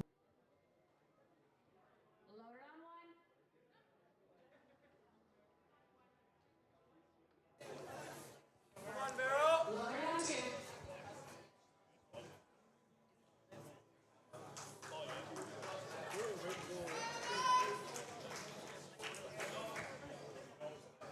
2.5 kilo PR for Aniel, if she makes this.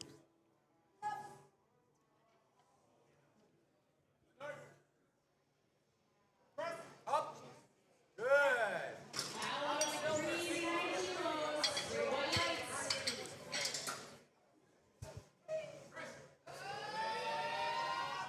And I believe she's got it. Good grind by Aniel. Yes, 3 white lights. She'll be happy with a third successful attempt. Quick shout out again to our sponsors. Our sponsors are a major part of putting on an event like this.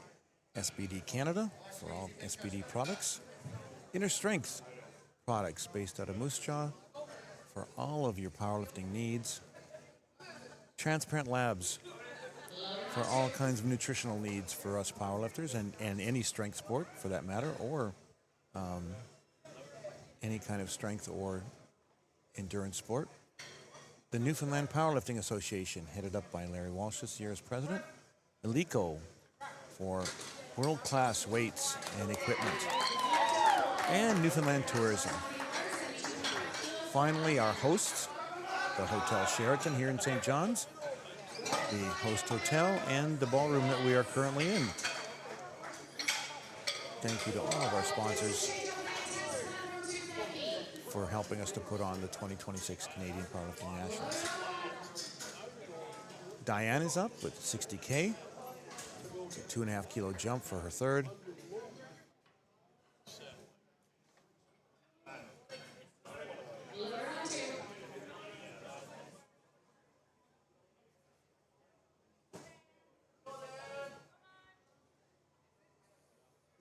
Typically lifters, when they're attempting third attempts, it's usually going to be something that might be a bit of a reach or a stretch depending on their training. And on certain days that weight will fly up, and on other days that will be a challenge. Openers are usually things that most people can make in the gym safely for 1, 2, 3 attempts, depending on how you train. Second attempts are typically close to your maximum, personal best.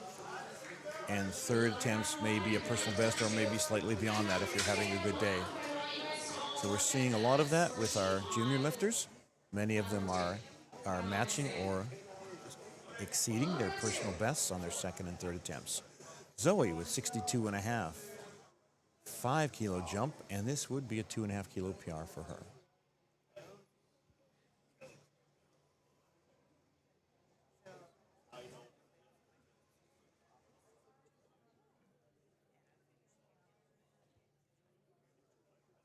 So we're getting set up.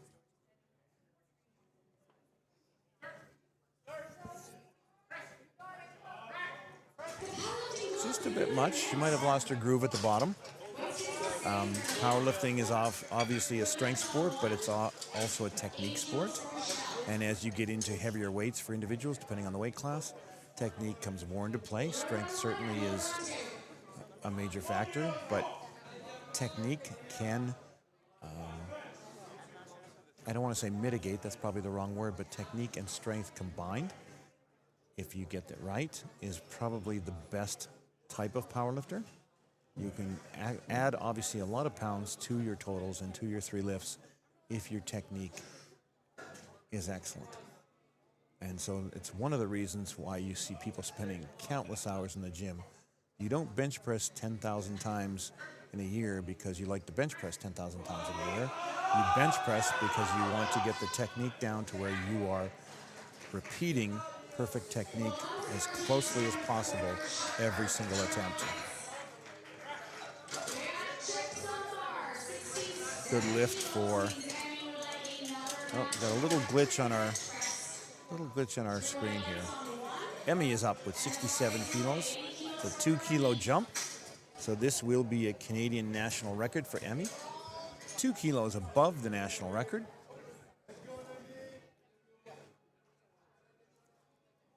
Which she set on her second. 67 kilos, 2 kilo PR and a 2 kilo jump. A national record for Emmy. A 43K junior bench press.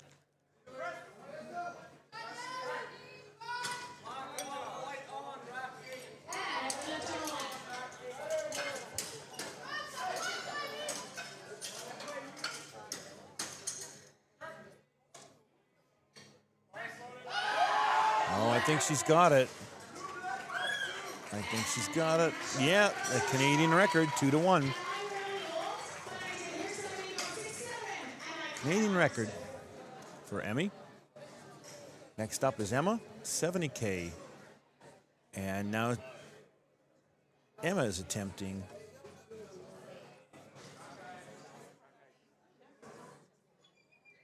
a 2.5 kilo jump for her third in the 52K class.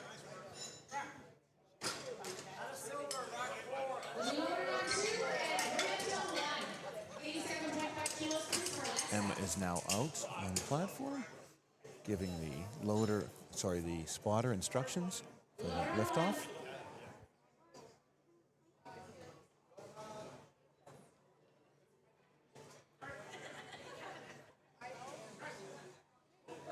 Looks like a good lift. Yep, 3 white lights for Emma. So she's successful on her third attempt as well. Haley, 72.5 kilos for her next third and final attempt. As you watch the bench press session, you'll notice that some of the bench pressers will ask for a liftoff and some will not. It tends to be more of a trend lately that people will not get a liftoff. It's strictly personal preference. Some people like to have some help in getting the bar set up into the right position, and others don't want to take the chance that it might be different every time with different liftoffs. We've got Haley, 2-1, good lift at 72.5. Darina is up at 82.5. This is a 2.5 kilo PR and a 5 kilo jump for her. So we're seeing a little bit of jockeying now during the bench press portion. We have 5 52K juniors. And as we get into the deadlifts, you'll see even more jockeying for position as people are hoping to either A, get on the podium, or B, finish in first. Darina, 82.5 kilos.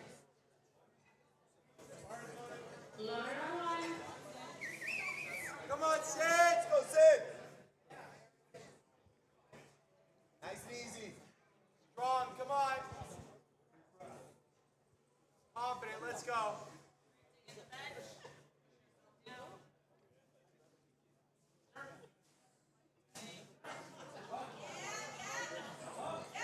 I believe Darina has got that. Yes, good lift for Darina. She's happy with that.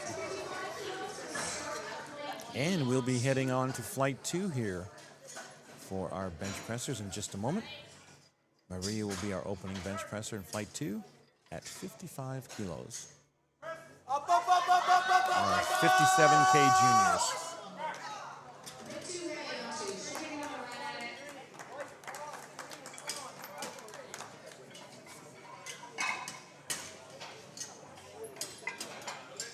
So while we're waiting for our bench pressers to come out for flight 2, talk a little bit about, as I mentioned, our conversation with Brittany, we talk a little bit about equipped versus classic powerlifting.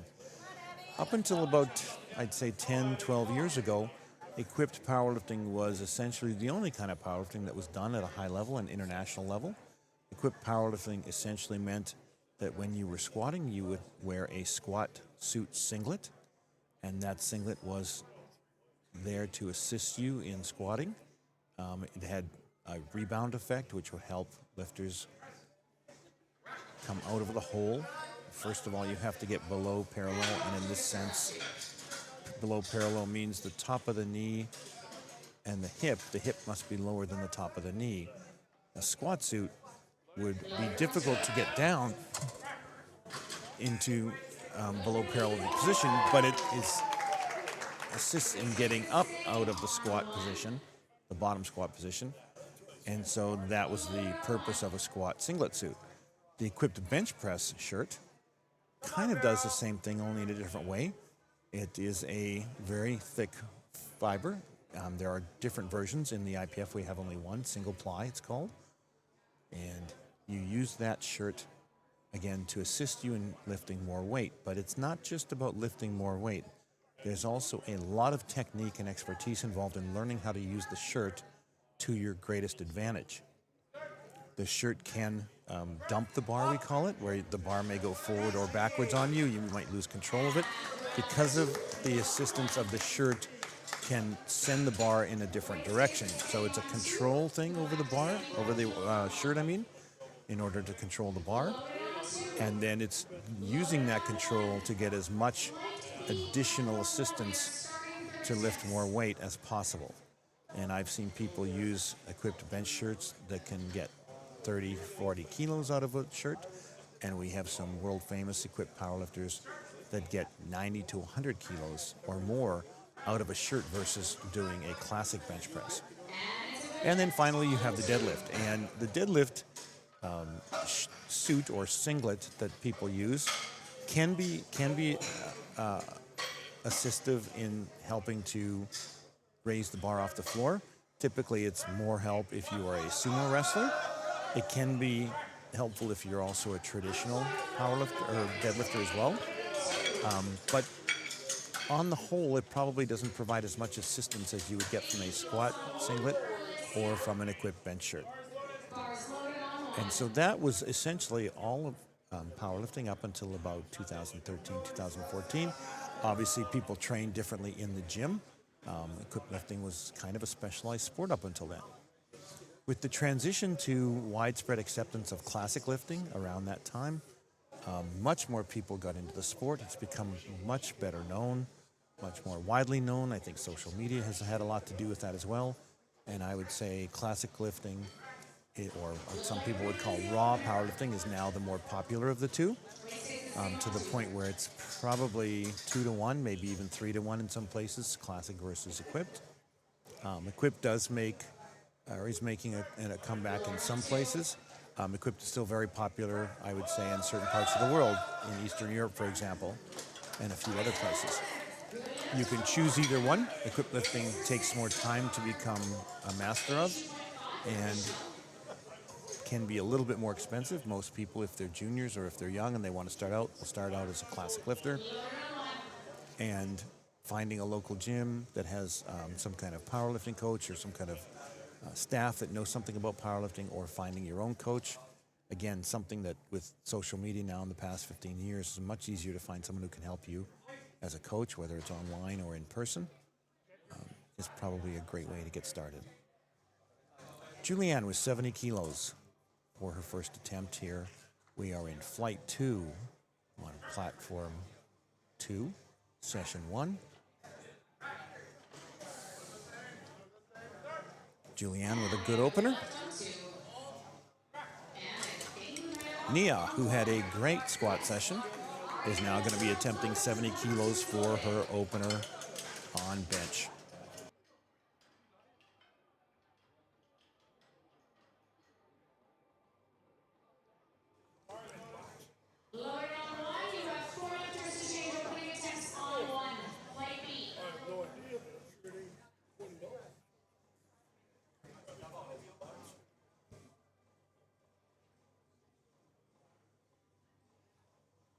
This would temporarily put Nia into first place.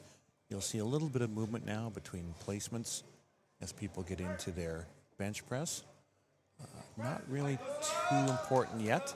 Once we get into deadlifts, you'll see a lot of jockeying for placement, and that's when you'll see coaches and athletes making changes to their lifts in order to see where they might wind up in placement, whether that's on the podium or first place or simply to achieve personal bests. Good lift. Holly is up next with 75 kilos for her opener. It's a 5 kilo PR. She's opening with something that's 5 kilos more than she's ever done on the platform before.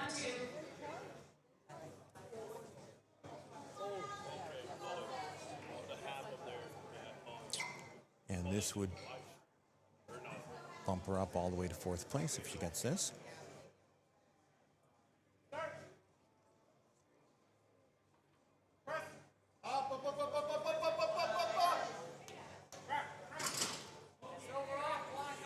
Quick up and down for Holly. 3 white lights. Michaela, opening at 82.5 kilos.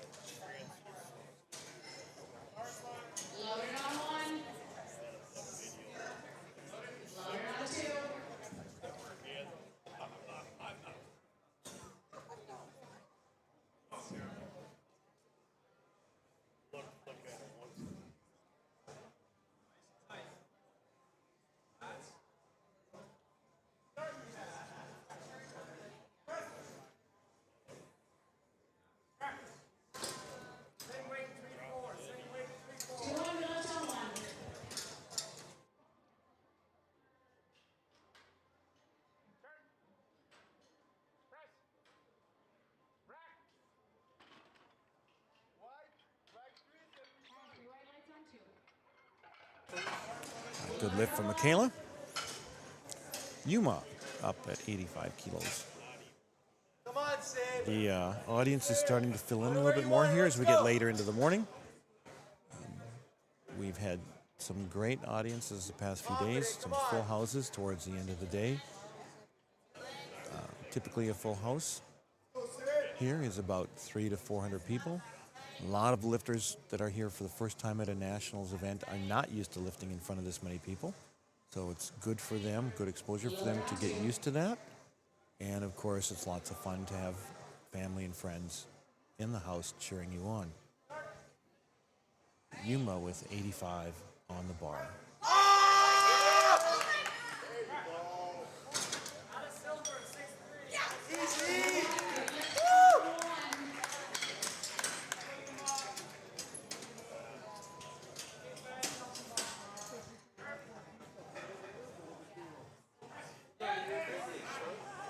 Yuma with a very quick opener, 3 white lights.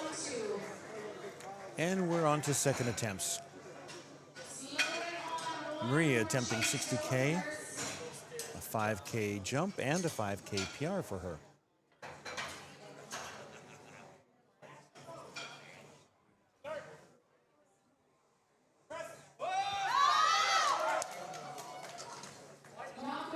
This would temporarily put her into second place.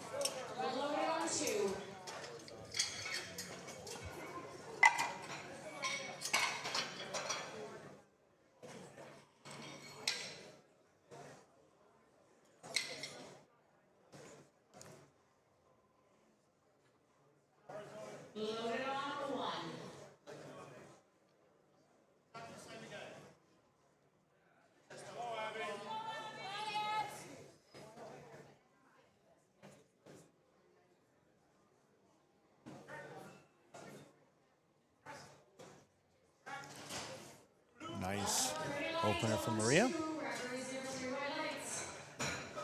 Sorry, nice second from Maria, excuse me.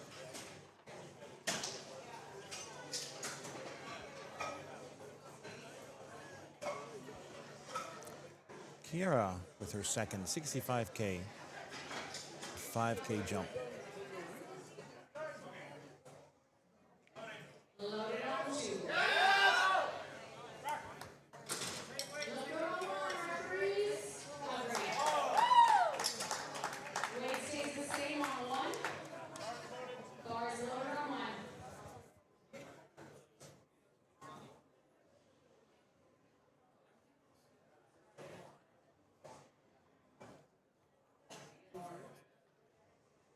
Kiera getting set up.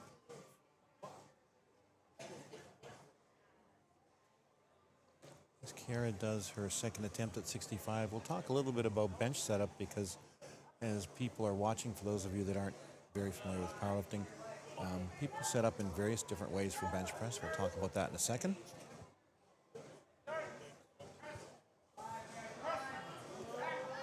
looks like a good lift for Kara. Good second for her. There are some rules you have to follow on bench press. Bench press is probably the most technical of all the 3 lifts. When you are bench pressing, your butt and your head and shoulders must be on the pad, on the bench pad. They cannot lift off the pad when you start your bench press. Your feet must be flat on the floor. They can slide a little bit, but they cannot lift off the floor. So they can move around as long as they slide on the floor, but they cannot lift off the floor. Olivia with a very quick second attempt for her.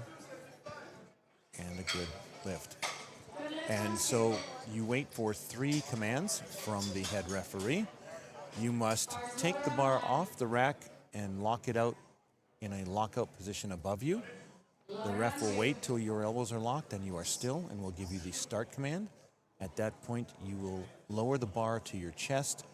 The bar must be still on your chest, at which point then the ref will give you the press command. You will then press the bar back up to a locked out position above you, and once it is still, the head ref will give you the rack command. So 3 commands, a little bit different than the kind of lifting that happens in the gym oftentimes, and probably more difficult in the sense of the amount of weight you can lift. But the rules are there for a purpose. There are standards that we all adhere to in doing a bench press at a competition like this. And there are things that cause the lift to be a no-good lift. Obviously, if you don't lift the bar, that's a failed lift. But there are a number of other things, as I pointed out.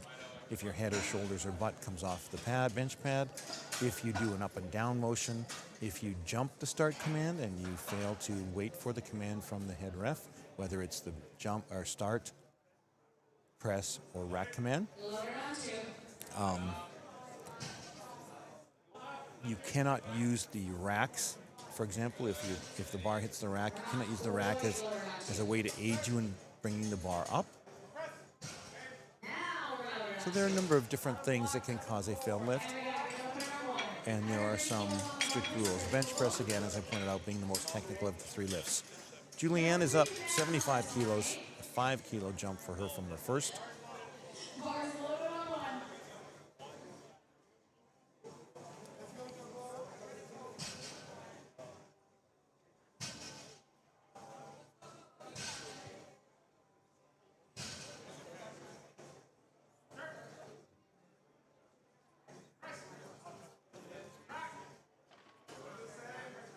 Good lift for Julianne. Nia, 75 kilos for her second. This would be a 5 kilo PR. Nia had a great squat session. She's looking to add to this total.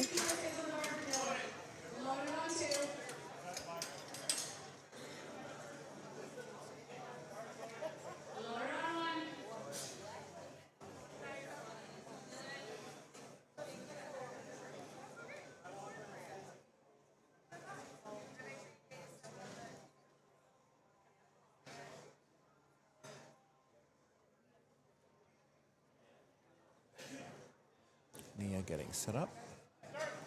And when we talk about bench press, and I mentioned some of the rules and some of the infractions that can occur and the commands, there are also different styles. The width of your hands, there are bands on the bar that you must follow. There are rules as to how wide your hands can be or how narrow they can be, but within those bands, your hands can be as wide or as narrow as you would like.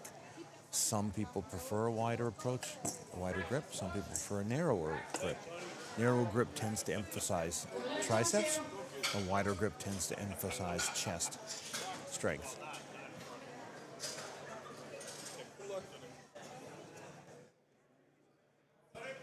Holly up next with 80 kilos.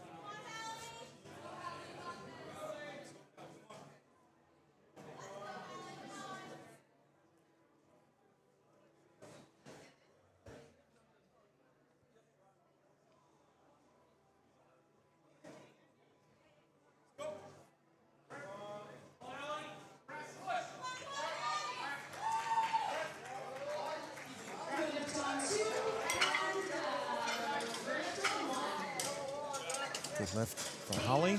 Michaela's up next at 85 kilos. Michaela is our current leader. This will add to her total. She's only taking a 2.5 kilo jump, but this will add to her total.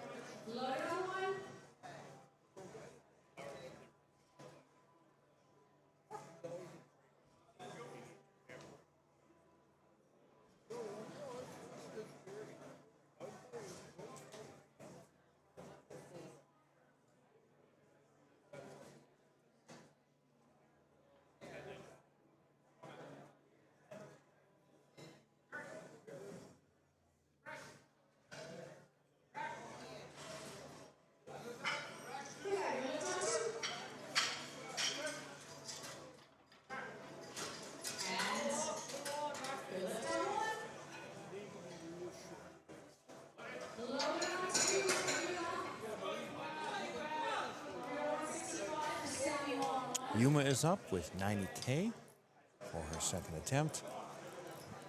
She's one of our 57K junior lifters.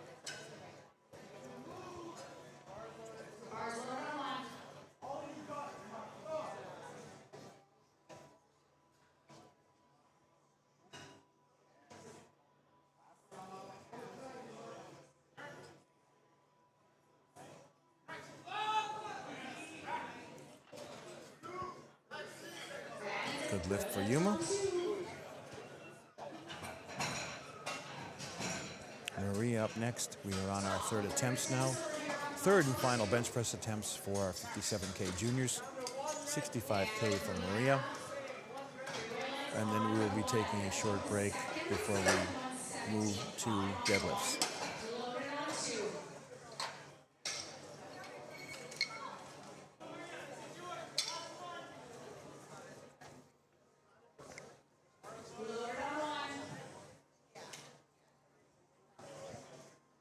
This is a 5 kilo jump for Maria and 10 kilos over her personal best.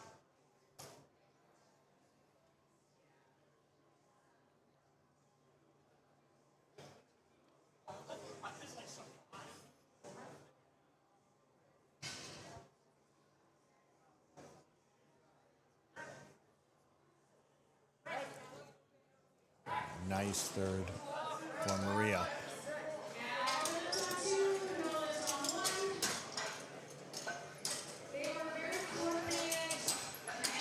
Kiara up next with her third. We have some great sessions coming up later today as well.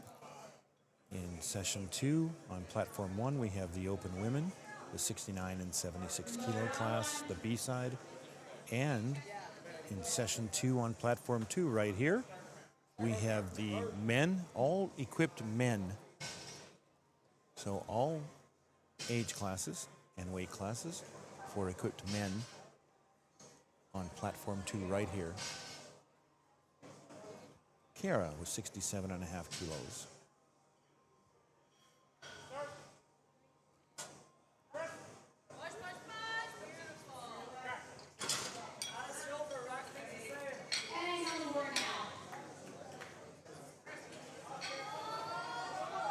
Oh, a bit of a grind. Let's see if she gets it. Yes, she did. 3 white lights.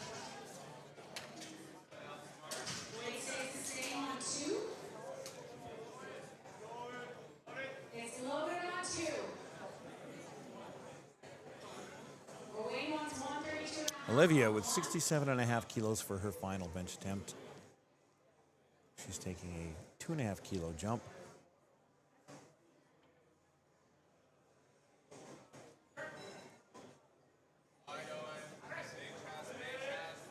Nice third for her. 3 white lights. We are moving along here in the 57 kilo junior class. Ainsley is up next with 72.5 kilos.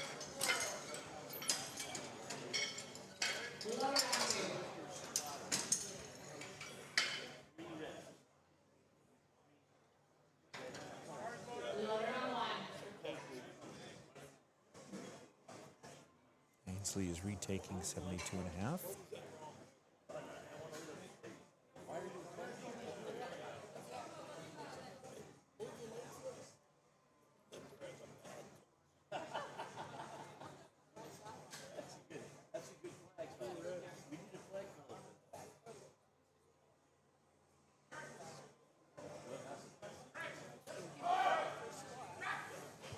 Nicely done. Good third for Ainsley.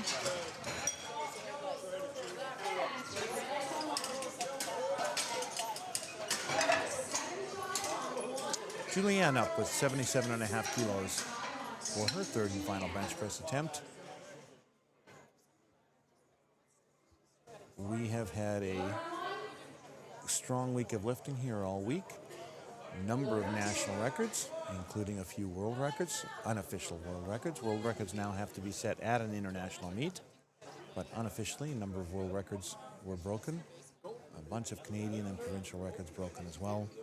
Powerlifting is getting stronger in Canada. The numbers are getting bigger, and that can only be a good thing for the sport. Julianne with 77.5 kilos on the bar.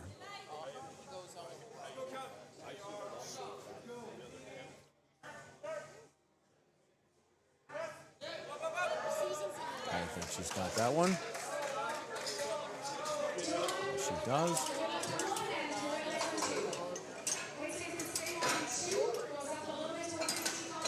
Nia with 77.5 kilos. She's making a small jump for her third.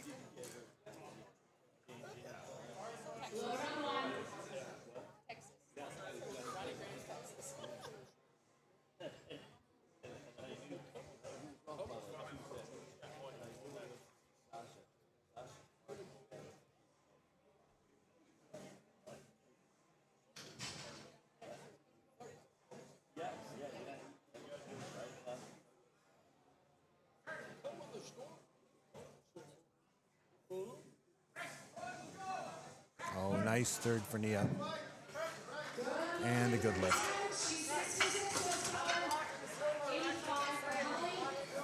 Holly with 85 kilos. It's a 5-kilo jump for her. She's hoping to jump up into a tie for fourth place.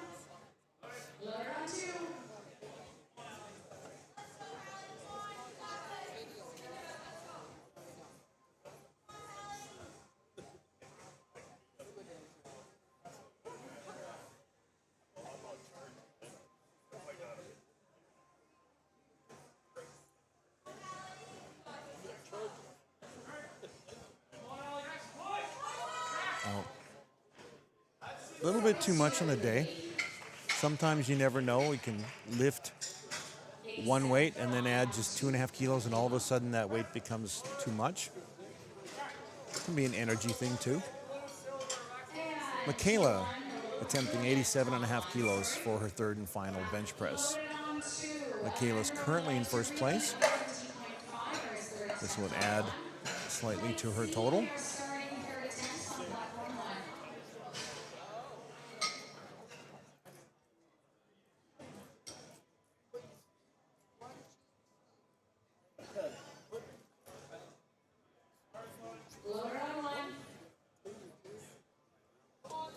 Kayla getting set up.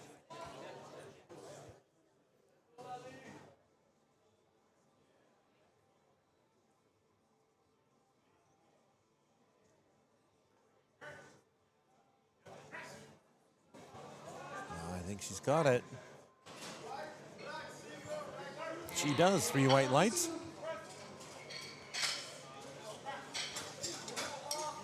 Yuma is attempting a Quebec record, 92.5 kilos on the bar for a 57K junior. This will be a Quebec record, which I believe she set on her second attempt. She's going to add 2.5 kilos to that total.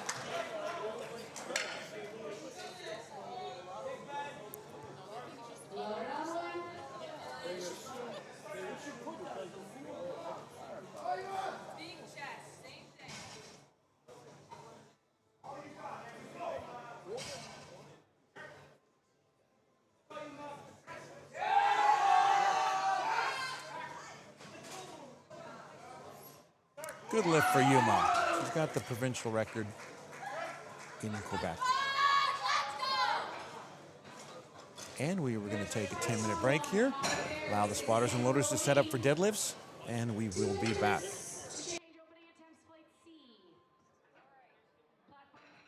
loaded on 1. Platform's going to get changed out on 2, and we're going to get a 10-minute clock started.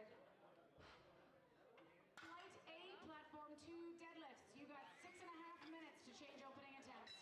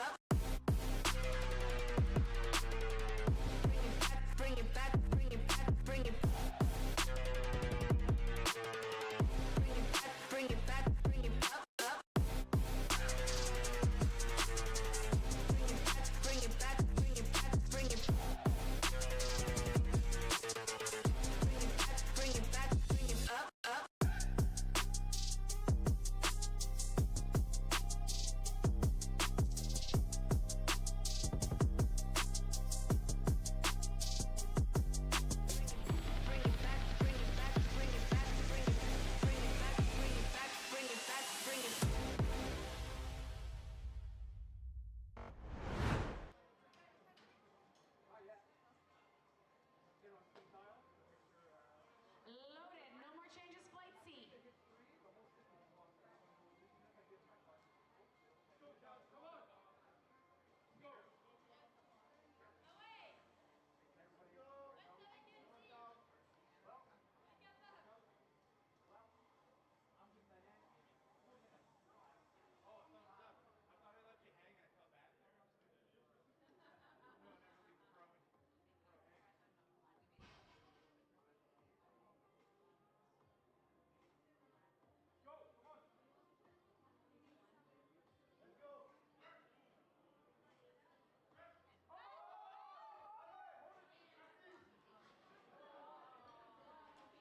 And there we go.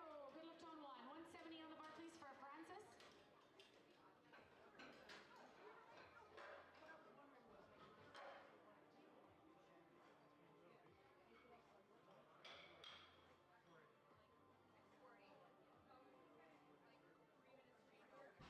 Loaded on one.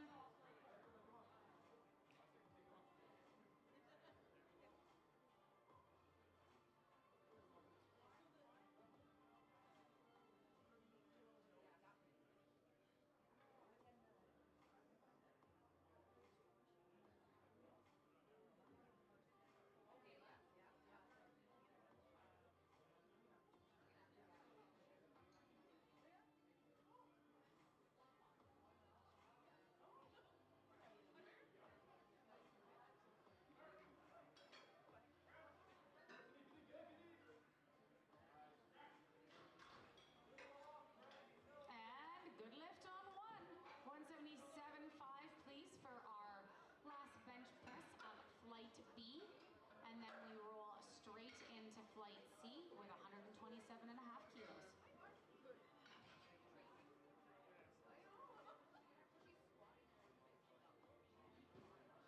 Loaded on one.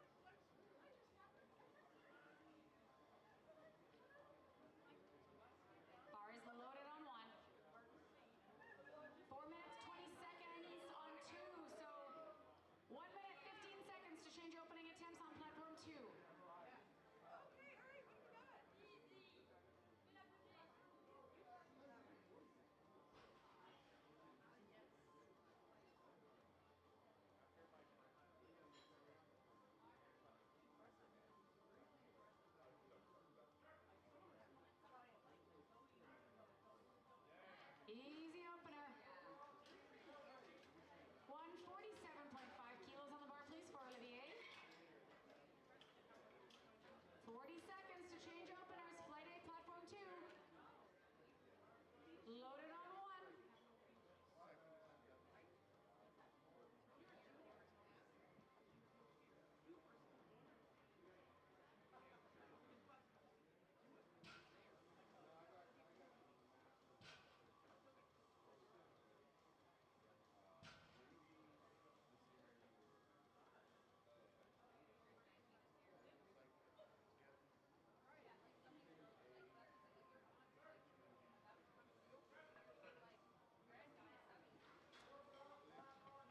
Good lift on one. No more changes. Two.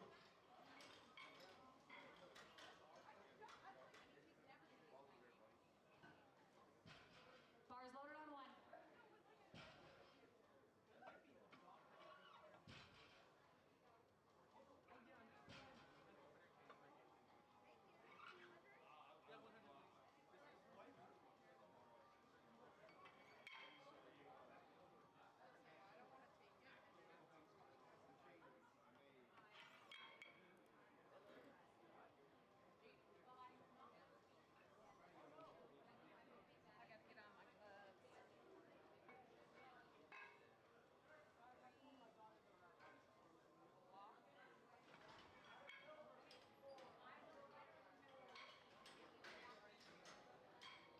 And another good lift on one.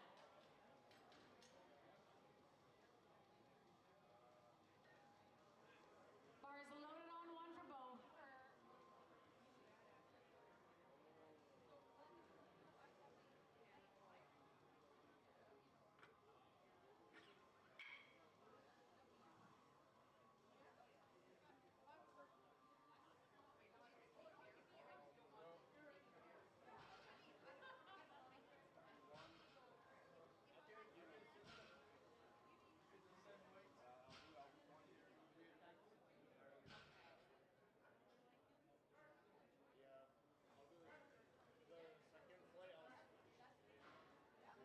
And 2 to 1, it was a good lift on one. 157.5, please, for Leroy. Just over 1 minute to lifting here on platform 2. Emmy is opening with 100 kilos over here on 2. Bars loaded on one. Emmy's opening attempt deadlift will be for a total national record on our opening attempt deadlift.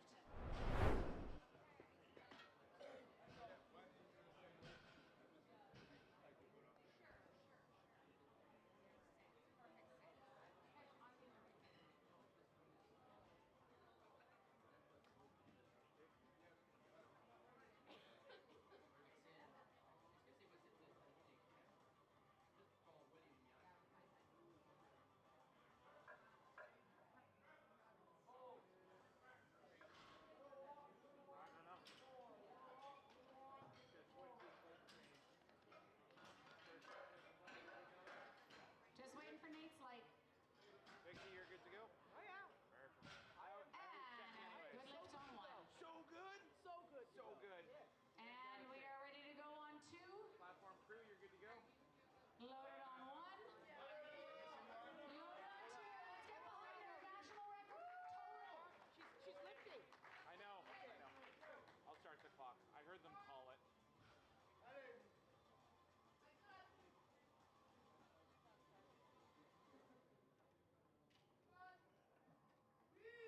Down. And there you have heard it, her I announce believe. Jordan, we need your light. There we go. I heard her National announce record it. total. Let's see what she can take it to. All right, we got another Bars lift loaded. on one. Bars loaded on 2. We're trying to fix the clock in there. Here we go.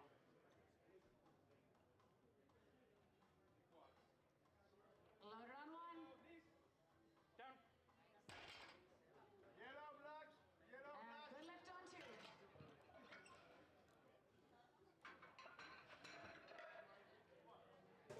And we are back. I apologize. Took me a little bit longer to get back here than I expected.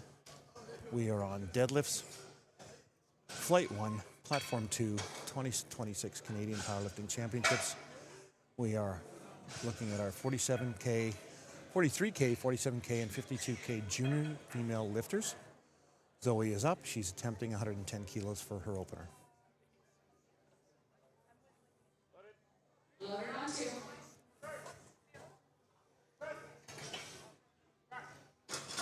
And another 2 on the opener, 1.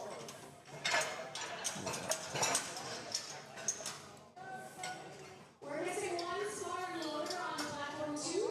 If you hear me, we started.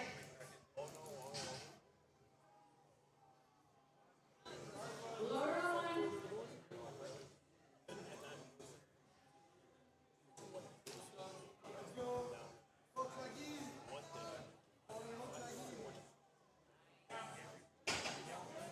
Good opener for Zoe. And Emma is next up, also at 110 kilos. I'm going to make a correction here for some Saskatchewan lifters. I made a mistake. For Charlene Kosser, I apologize for placing you in the wrong city. My deepest apologies. Apparently that was a funny, got a giggle from some of the Saskatchewan people when I put you in the wrong city as your hometown.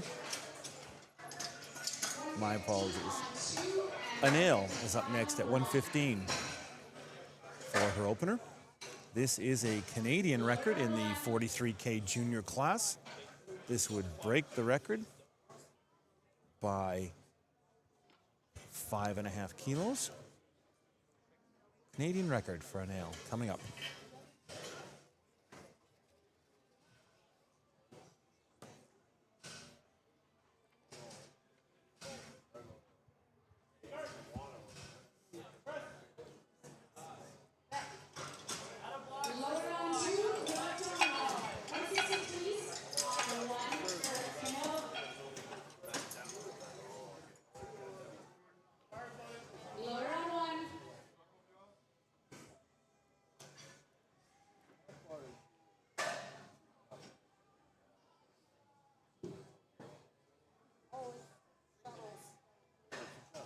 Oh, and she makes easy work of that.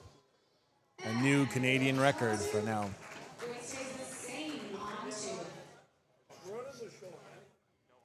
Tarushi attempting 115 kilos in the 47 kilo class.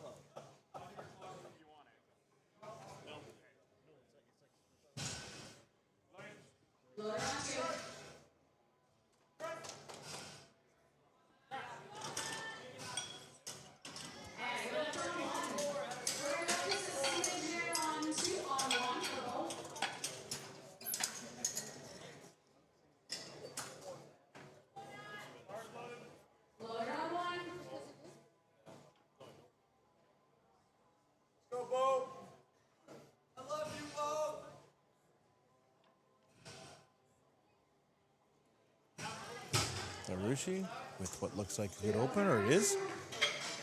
Diane opening at 120. We are going to start seeing some movement here amongst the 47K lifters as we see first, second, and third deadlifts. People will be jockeying for position a little bit. And we'll see where our lifters stand after the first round of deadlifts. Diane with 120.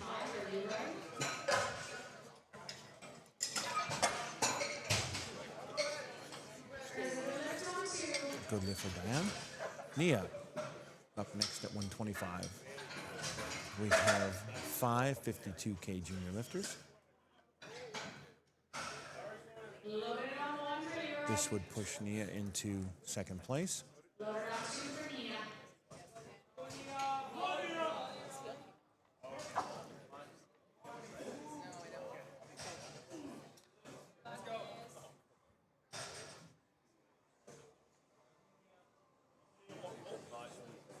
You're looking for a footing. She is a sumo style lifter.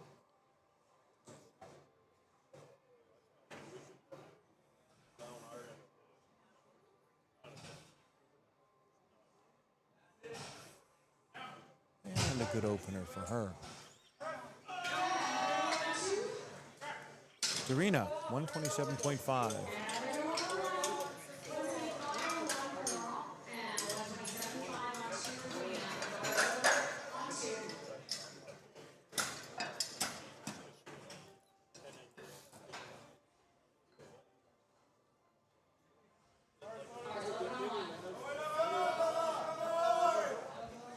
would put her temporarily into first place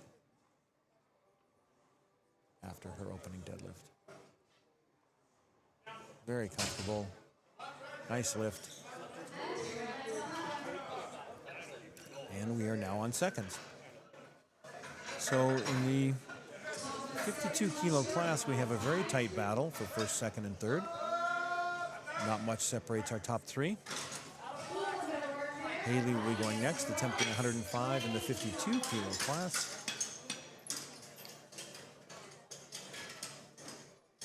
A 5 kilo jump for her.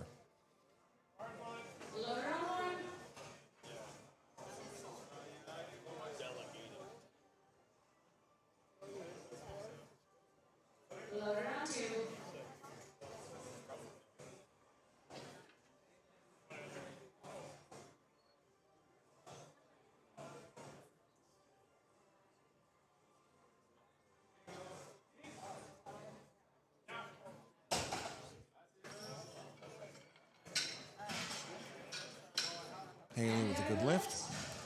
Emmy's up next. Emmy's one of our 243K junior lifters.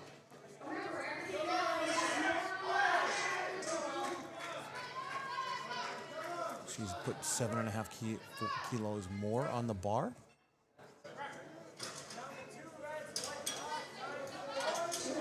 Trying to widen the gap between first and second. This is also a Canadian total record for Emmy.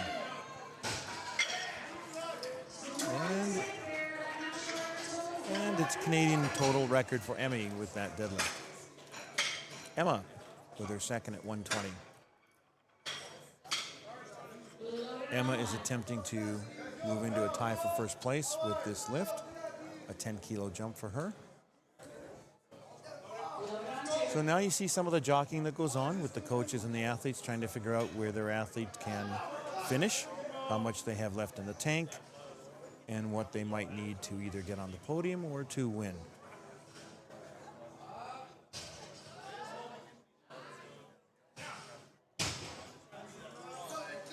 Emma with a good lift. So now we have a tie at the top. Coming back down to our 47K juniors, we have two. And they are in a tight race. They are currently tied. Harushi is up next.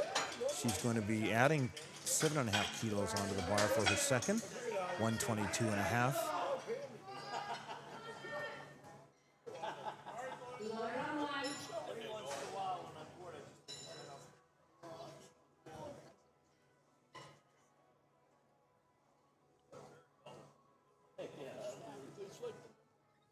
Getting her belt set.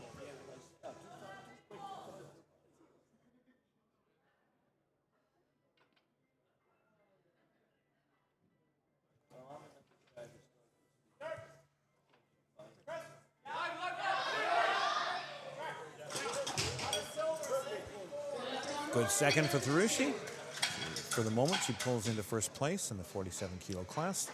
Zoe is her competitor.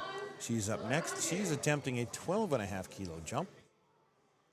Also 122.5 kilos on the bar for her second. And this would put her into a 7.5 kilo lead after their second attempts.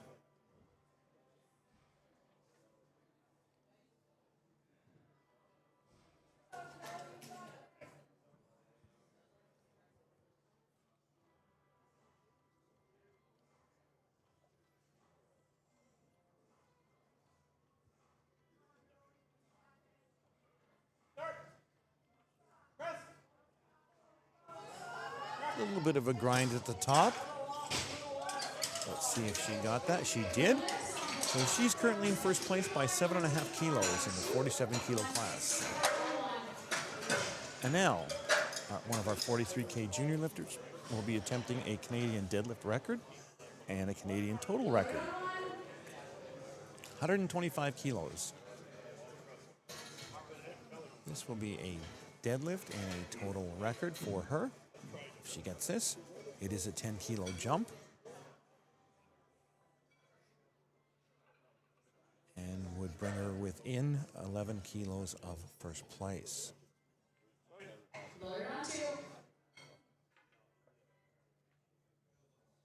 A couple of records here on the line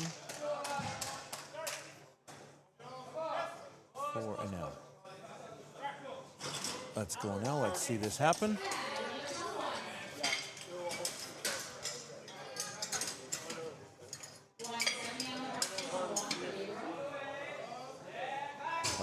Oh, she had it. She lost her balance at the top. So it's a no lift. The strength was there. She just lost her balance a bit at the top of the lift. Diane is next. 130 kilos, a 10-kilo jump. She's trying to move up a place here in the standings.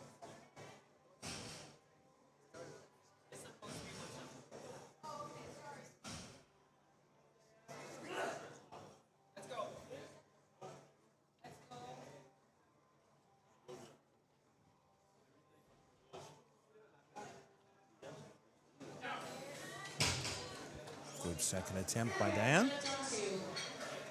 Moves her up one spot into fourth place. Darina next with 132.5. Darina is currently in a tie for first. She's adding 5 more kilos to the bar here on her second.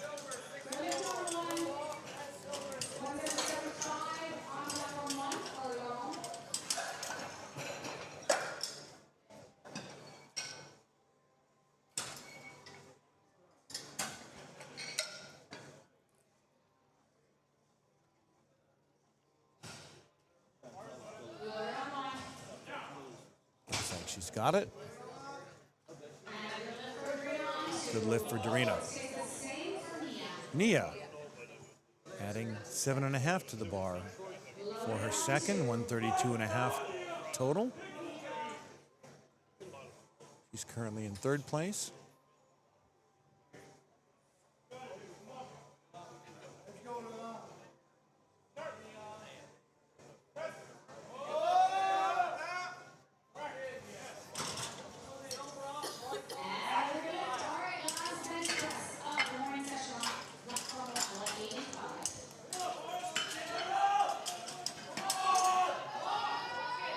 He is grinding it out to get it to the top. It is a good lift. Haley, 107.5 kilos. Small jump for her, 2.5 kilo jump for her third and final attempt.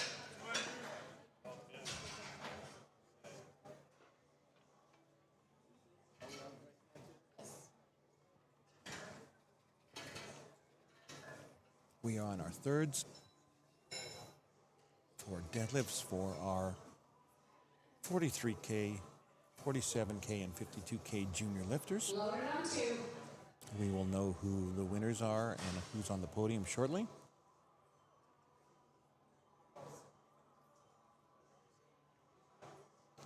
Haley is our first lifter on this third and final round.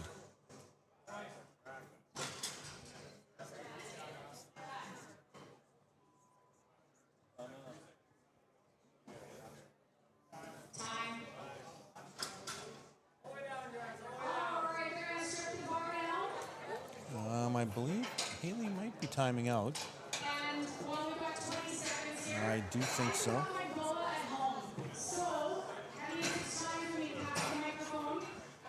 We have a little exchange here between our announcer Chantel and Gino. Gino is getting ready for the equipped men coming up here shortly. Gino might be taking over here for a few minutes as well.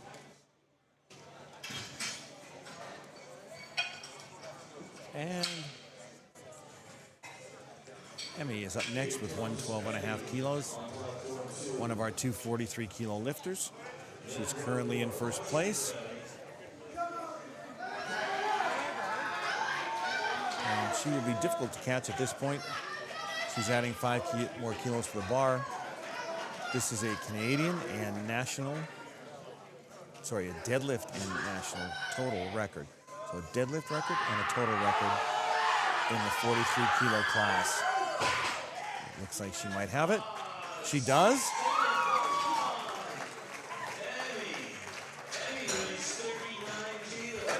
Aniel is adding 10 kilos to the bar. It's an 8 kilo PR This would also be the deadlift and Canadian total record. So Aniel looking to take the Canadian deadlift and Canadian total record back.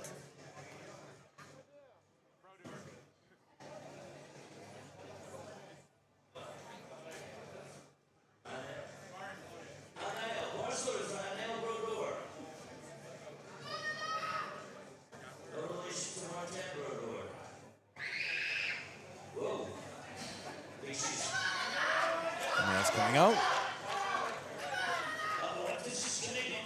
Big lift for her. 2 Canadian records. Canadian national record attempt for the deadlift.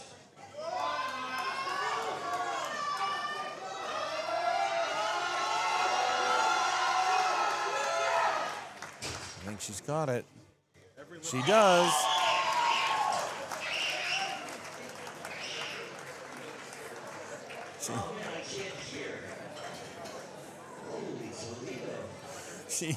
She was excited. Tino's letting us know a new Canadian total and a Canadian deadlift record. Emma up next at 125 kilos. She's adding 5 kilos to the bar. That would tie her for first place, and I'm assuming because she's only looking to tie, that would give her the win on body weight. Let's see how she does. Emma here looking to go into first place on body weight with this successful lift. Oh, just not there on the day. She got it about 2/3 of the way up. Tharushi with 127.5. 5 kilo jump for her. That would put her in a first place tie with Zoe in the 47K class. I assume in first place on body weight. Otherwise known as Nat. That's fair.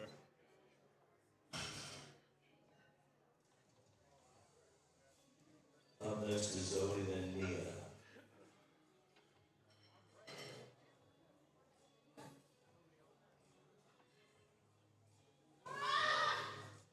Give her a round of applause. A little bit too much today.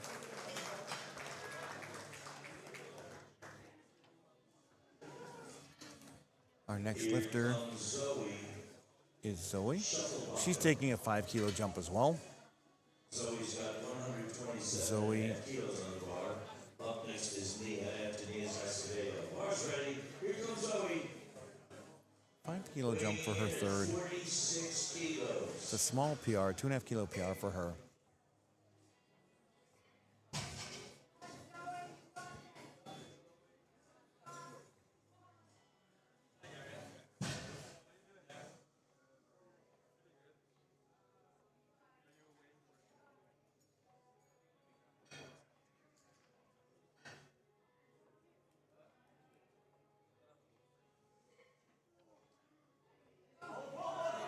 Oh, lost her balance a little bit at the top. Zoe should be unofficially your 47K national junior champion. I say unofficial because I'm not at the scores table, but our data shows us that she should be the unofficial 47K junior national champ. Nia's up, 135 for her final attempt.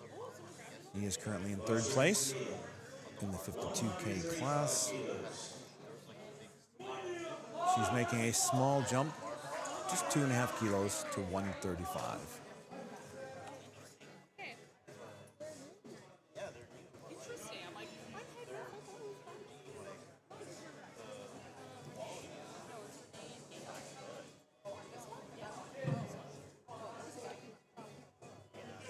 No more changes, lifters in the next flight platform.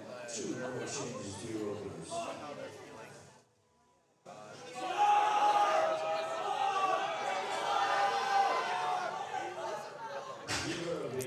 No, not quite. Got it to her knees. That's what thirds should be. They should be a stretch. It should be something you're trying to either hit a PR or you're trying to move into a better position on the podium. Dan next at 137.5. It's a 7.5 kilo jump for her. I mean, they signed the waiver, so. It will not change her placing at this point. She's currently in 4th place. Over 2.5 times their body weight. Each of these lifters pulling over 2.5 times their body weight.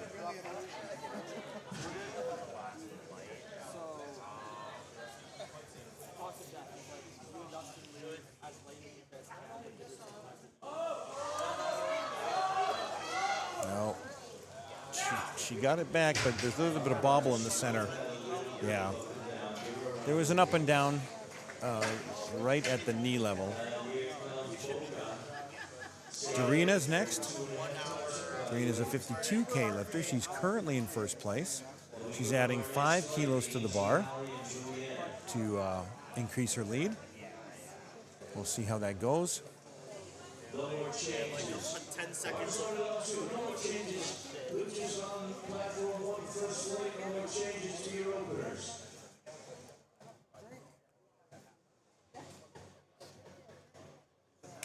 Darina coming out hoping to add another 5 kilos to her 5 kilo lead. She is in 1st place.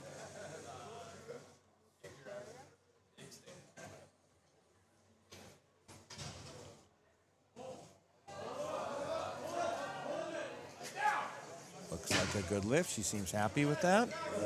She is.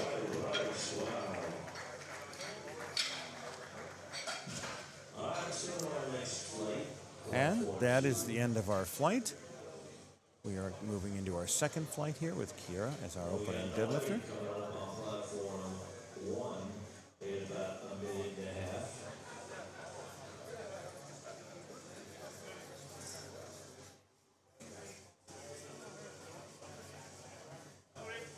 Bars ready, platform 2, Kira.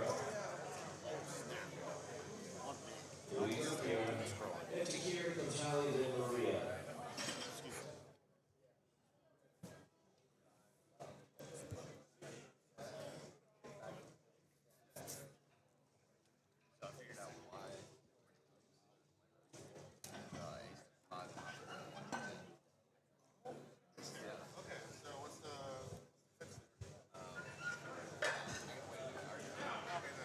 Kira with what looks like a good opener for her. Yep.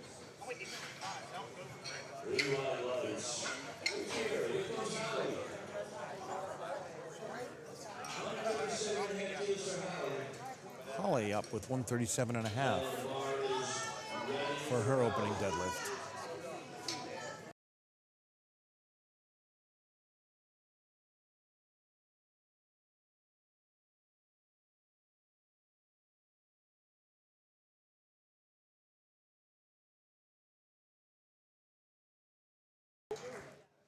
Maria at 137.5.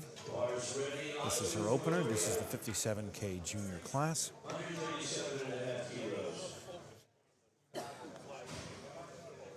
The bar starting on platform 1. Here comes Noemi. She's got 127.5 kilos. After Noemi comes Alexandra, then Rose.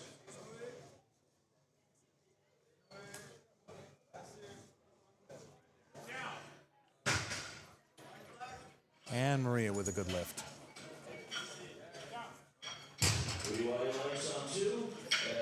Olivia opening at 140.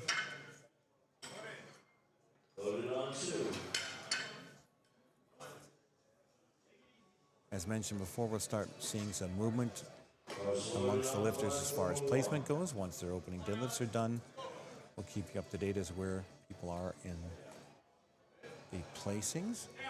Olivia with a good lift. And that moves her temporarily into 3rd place. Yuma also attempting 140. We have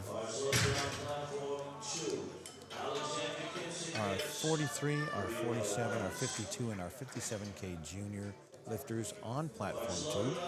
So 4 national champions will be crowned, I suppose, after we're done right here.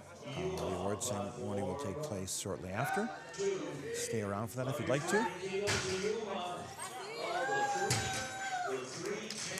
Yuma with a good lift, moving her into first place. Ainsley at 152.5 kilos for her opener.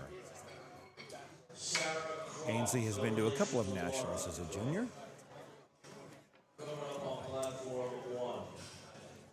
135 kilos. Ainsley, 152.5 kilos. Platform 2. Breckenridge. Then Julianne and Michaela. And 3 white lines, platform 1. Here comes Alyssa. Then Alexa in Sydney.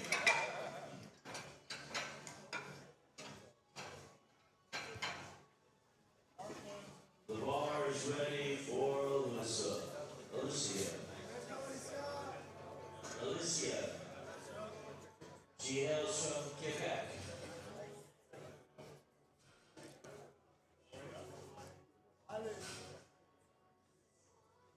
Loading crew just cleaning up the bar for Ainsley. Ready for Ainsley, platform 2.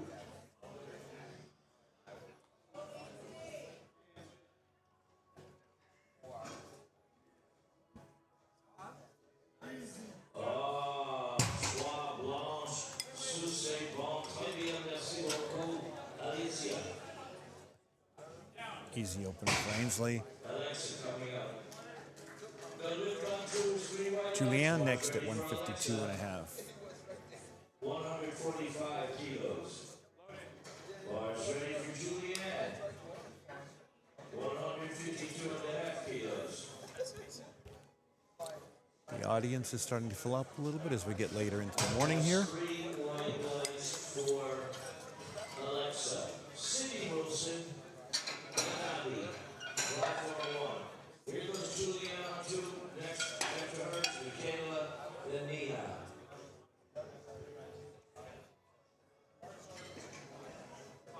Come on, Sid.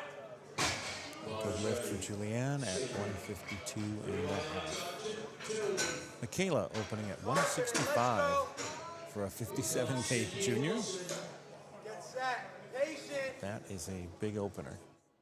That is more than 3 times Confidence. Let's go. her body weight.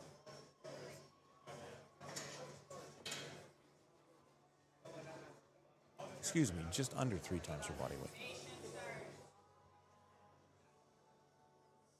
The math's not mathing on your time. Ready for Michaela. Up.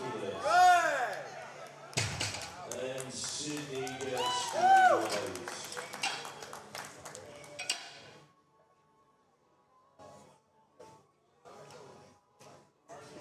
The bar is ready for Abby.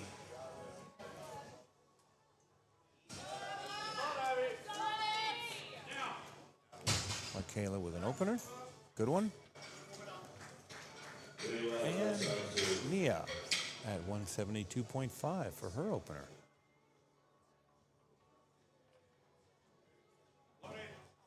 That will push her all the way into second place.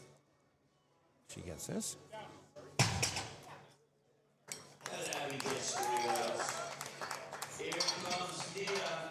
Nia is opening up with exactly 3 times her body weight. 3 times her body weight, that's just her opener.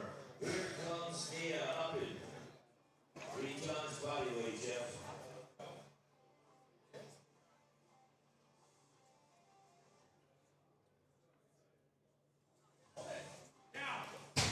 Wow, that was strong. Pretty easy opener for Nia. All right, Michelle. We're on our seconds now. Kiara attempting 142.5. We do have a sense of where the placings are right now. Michaela in first, Nia in second, and Julianne in third. There will be definitely a competition for first and second. And there should be some battling going on for third, fourth, and fifth, and sixth. So 1 and 2 and 3 through 6, we should see a good battle in the 57K juniors. Her opener, bars ready. Bars ready for Kiera. Platform 2. Then Haley, then Yuma.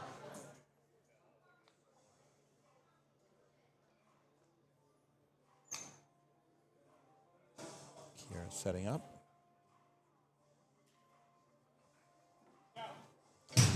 Sumo style of wrestling has become much more popular. Sumo style of powerlifting has become much more popular, especially amongst younger and junior lifters. You don't see a lot of traditional lifters, especially on the female side in deadlifting. You'll see a lot of sumo lifting. You'll see a fair amount of sumo lifting on the male side. And that's probably due to body mechanics, taking the most advantage of your physiology and your mechanics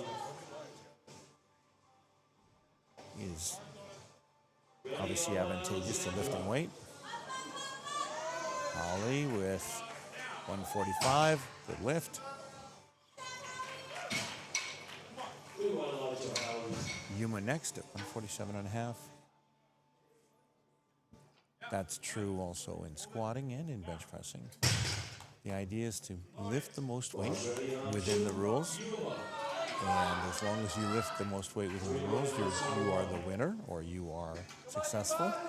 And so finding ways to lift the most weight within those rules means people adapt to their body types, they adapt to their physiology, and so they will look different depending on what kind of body type they have and their individual strengths. It's kind of fun to watch, to be honest, to see the different styles people use, whether it's a sumo style, a partial sumo style, some call it a frog style, or a conventional style of deadlifting. You'll also see a sumo style of squatting in some cases, which is probably not nearly as common, but I do know some very strong lifters that squat sumo style, and it works for them. And then you will see bench pressers using various. Some like to arch their back quite a bit, some do not. Some like a wide grip, some like a narrow grip. Whatever it takes to get the most advantage within the rules. Maria up with 150. Maria's taking a 12.5 kilo jump. She's trying to move up. Get closer to the leaders here on her second and possibly move up even more on her third. I was talking to some lifters during the break, and they pointed out to me that last night, as Greg and I pointed out eventually, a lot of the graphics that we have on our screen for records, national and provincial and world records, were not accurate. We apologize for that again. We are working with what's in front of us on the screen. And last night, for whatever reason, we were getting different information about the records, both national and world. Maria up with 150.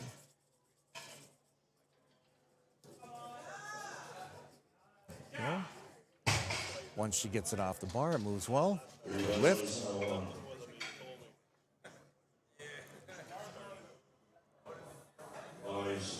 Olivia up at 150.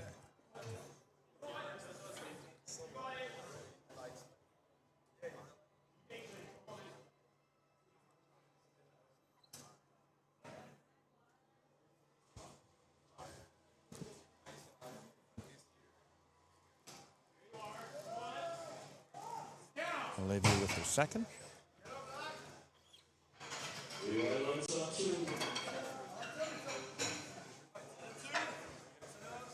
Ainsley coming up with 160 for her second. It's a 7.5 kilo jump, would put her into third place temporarily if she gets this. Bars ready, Alexa.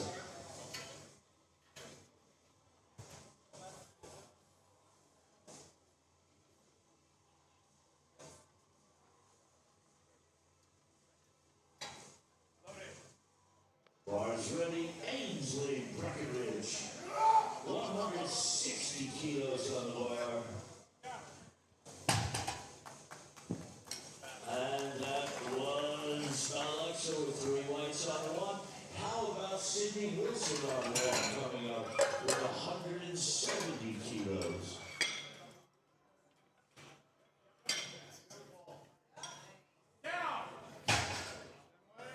Good lift for Ainsley. Our starting on 1, which is good on 2. Come on, Sid. Julianne next, also at 160. Come on, patient with it. Confidence.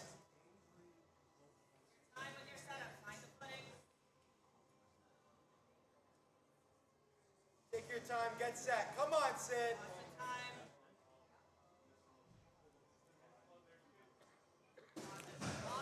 Appears we might have had a misload on platform 2 here. Come on, Sid. Big pull. Up.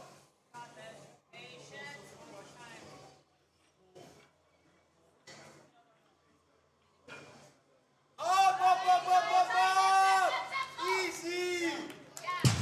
Woo. Rewind. Misload. There's a conversation going on about a potential misload on platform 2 here for Ainsley. We'll have to see what comes out of this. Maybe I can get a little bit more information here soon.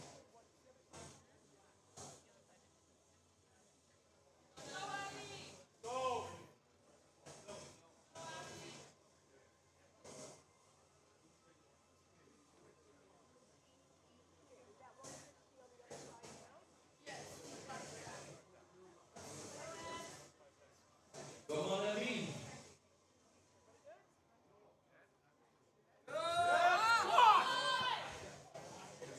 Where you go, Emmy? Where you go?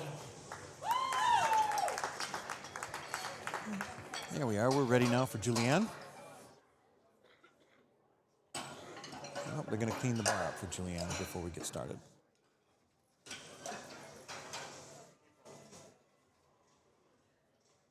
Still a discussion going on around platform 2. 175 kilos.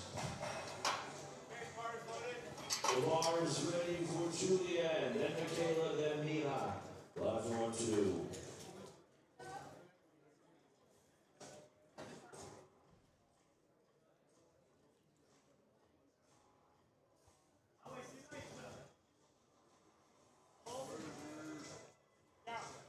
Looks okay for Michelle, and she gets 3 white lights. Julianne setting her belt. Here comes the Honique on 1. Looks like a good lift, and this would move her into third place temporarily. Michaela, 5 kilo bump to 170. Trying to increase her small lead. She is currently in first place. Here comes Michaela on 2. Come on. 3 times her body weight for Honique. Time. Go away. Come on, Michaela, do your best. Up. Easy. 3 white lights on. 1. Out.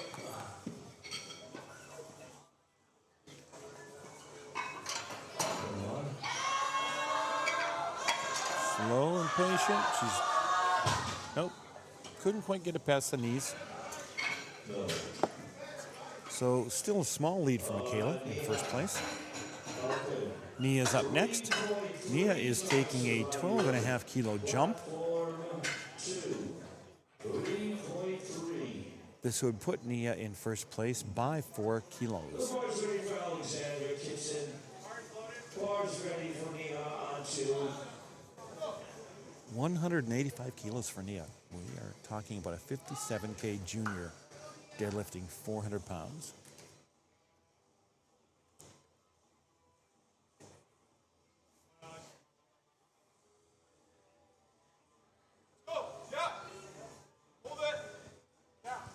Alexandra gets 3 white, 2 white lights. Lift is good.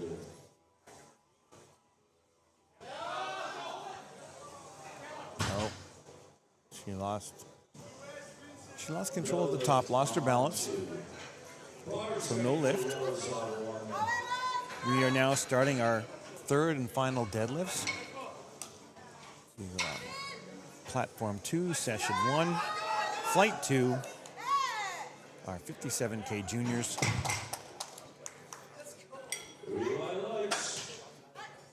Haley's taking a small jump, 2.5 kilos. Emmy. Platform 1. Platform 2, loaded bar for Holly. Barcelona 1.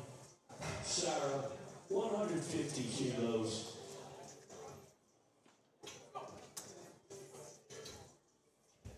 Come on, Sarah, last one.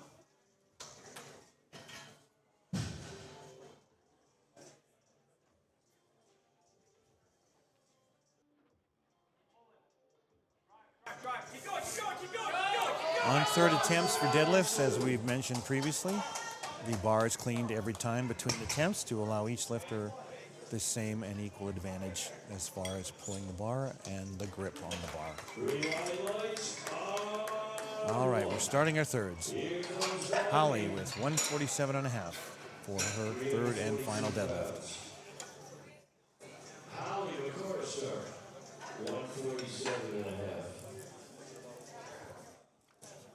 Nope, now there's some confusion about who is up at the moment. A little bit of confusion about who's supposed to be on the platform.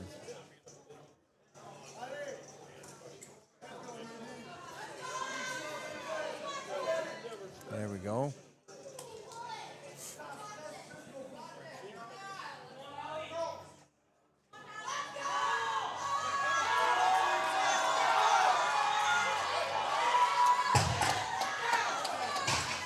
Good grind by Holly, and she gets it.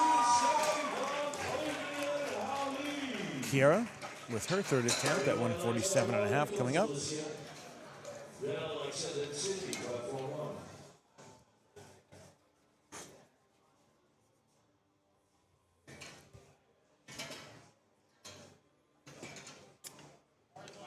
Bars ready on 1. Bars ready on 2. Kiera.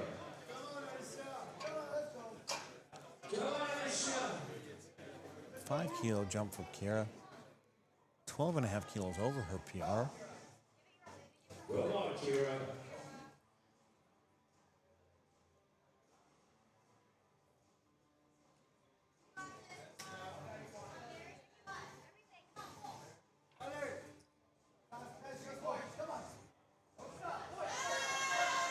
No, just too much today. Too much for the third today. Yuma's up next at 150. Small bump of 2.5. Here comes Alexa, 167.5 kilos. Yuma coming up on 150 kilos. Bars ready for Alexa Matthews. Then Sydney, then Michelle.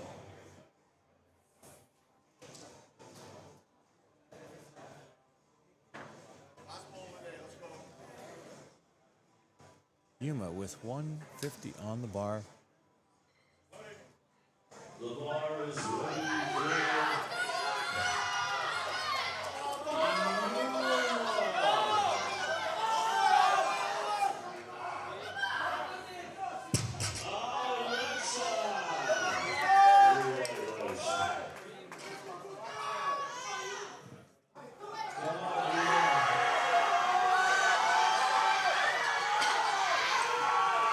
Yuma with a good lift. Yeah.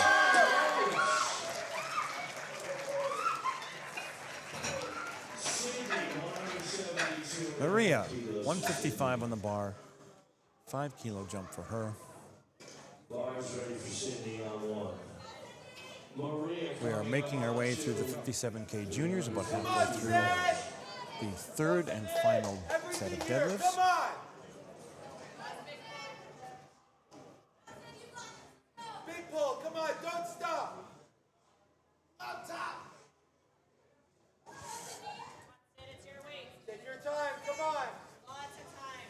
Patience. Feel the floor. Big push. Confidence with it, come on, Sid! Your weight. Patience. Stay with it. We are cleaning the bar between every attempt here.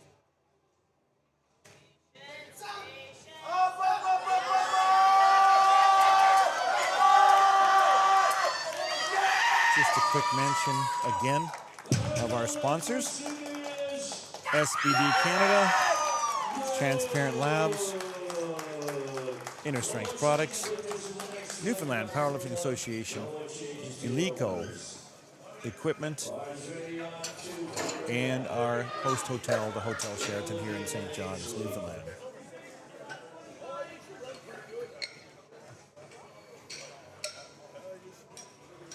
Maria with 155 on the bar.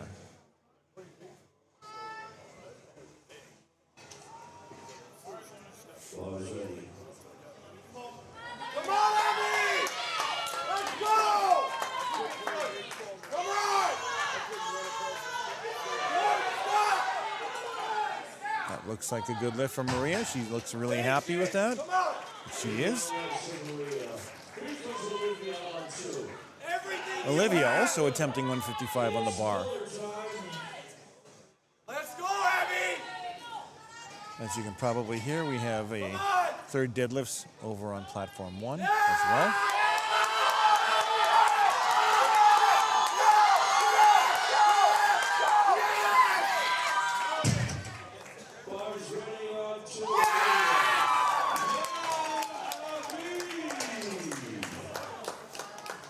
Olivia coming up, ready to go, fired up.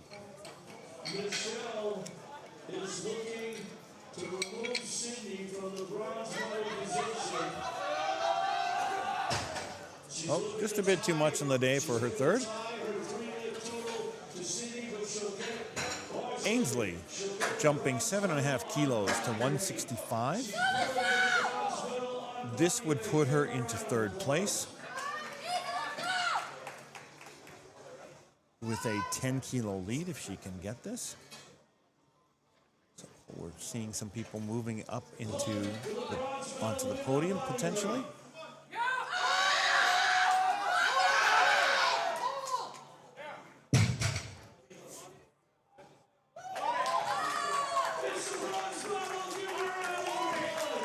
Ainsley attempting 165.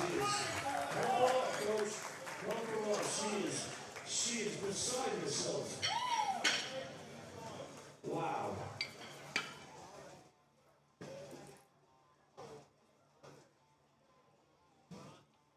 It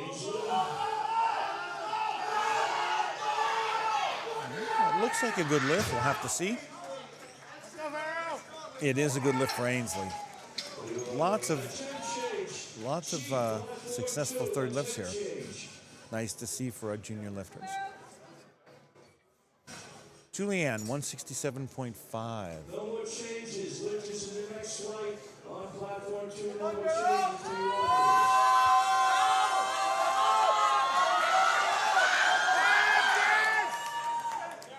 The lifters, good, not good. 2 to 1, wow. All right, she's in first. 165 for Julianne.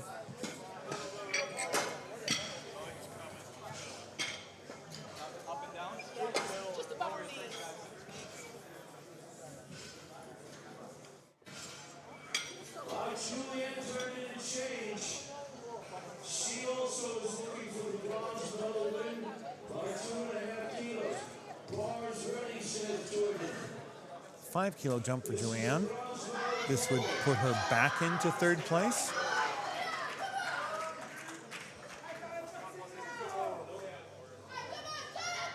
She's pulling for the bronze medal by 2.5 kilos. Ainsley is watching in the wings.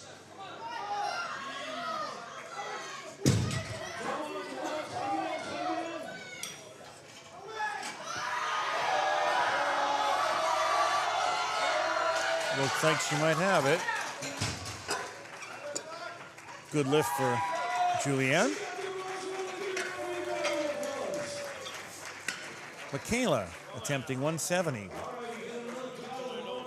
5-kilo jump for her, trying to increase her lead here.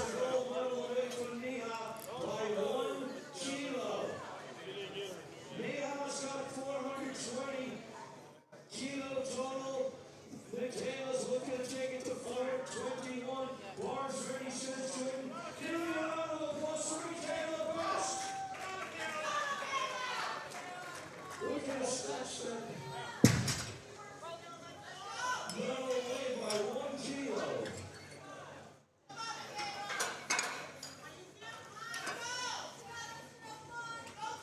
Michaela with a 5 kilo increase here on her third to try and increase her lead.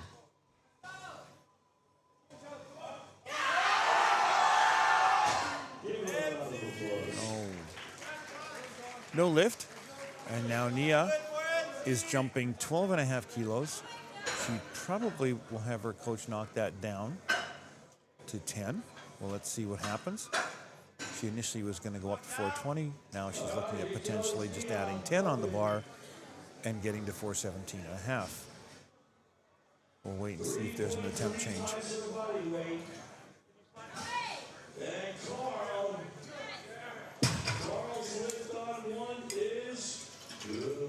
We have not seen an attempt change yet, but we are waiting.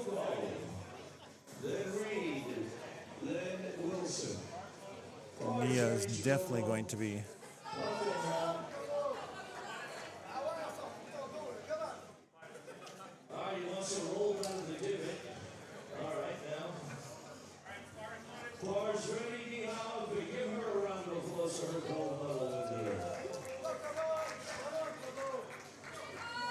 she's going to be attempting this a second time. This is her third and final deadlift. She's still going for 12.5 kilos on top of her 407 total. Of course, she has to do that given that she missed her second.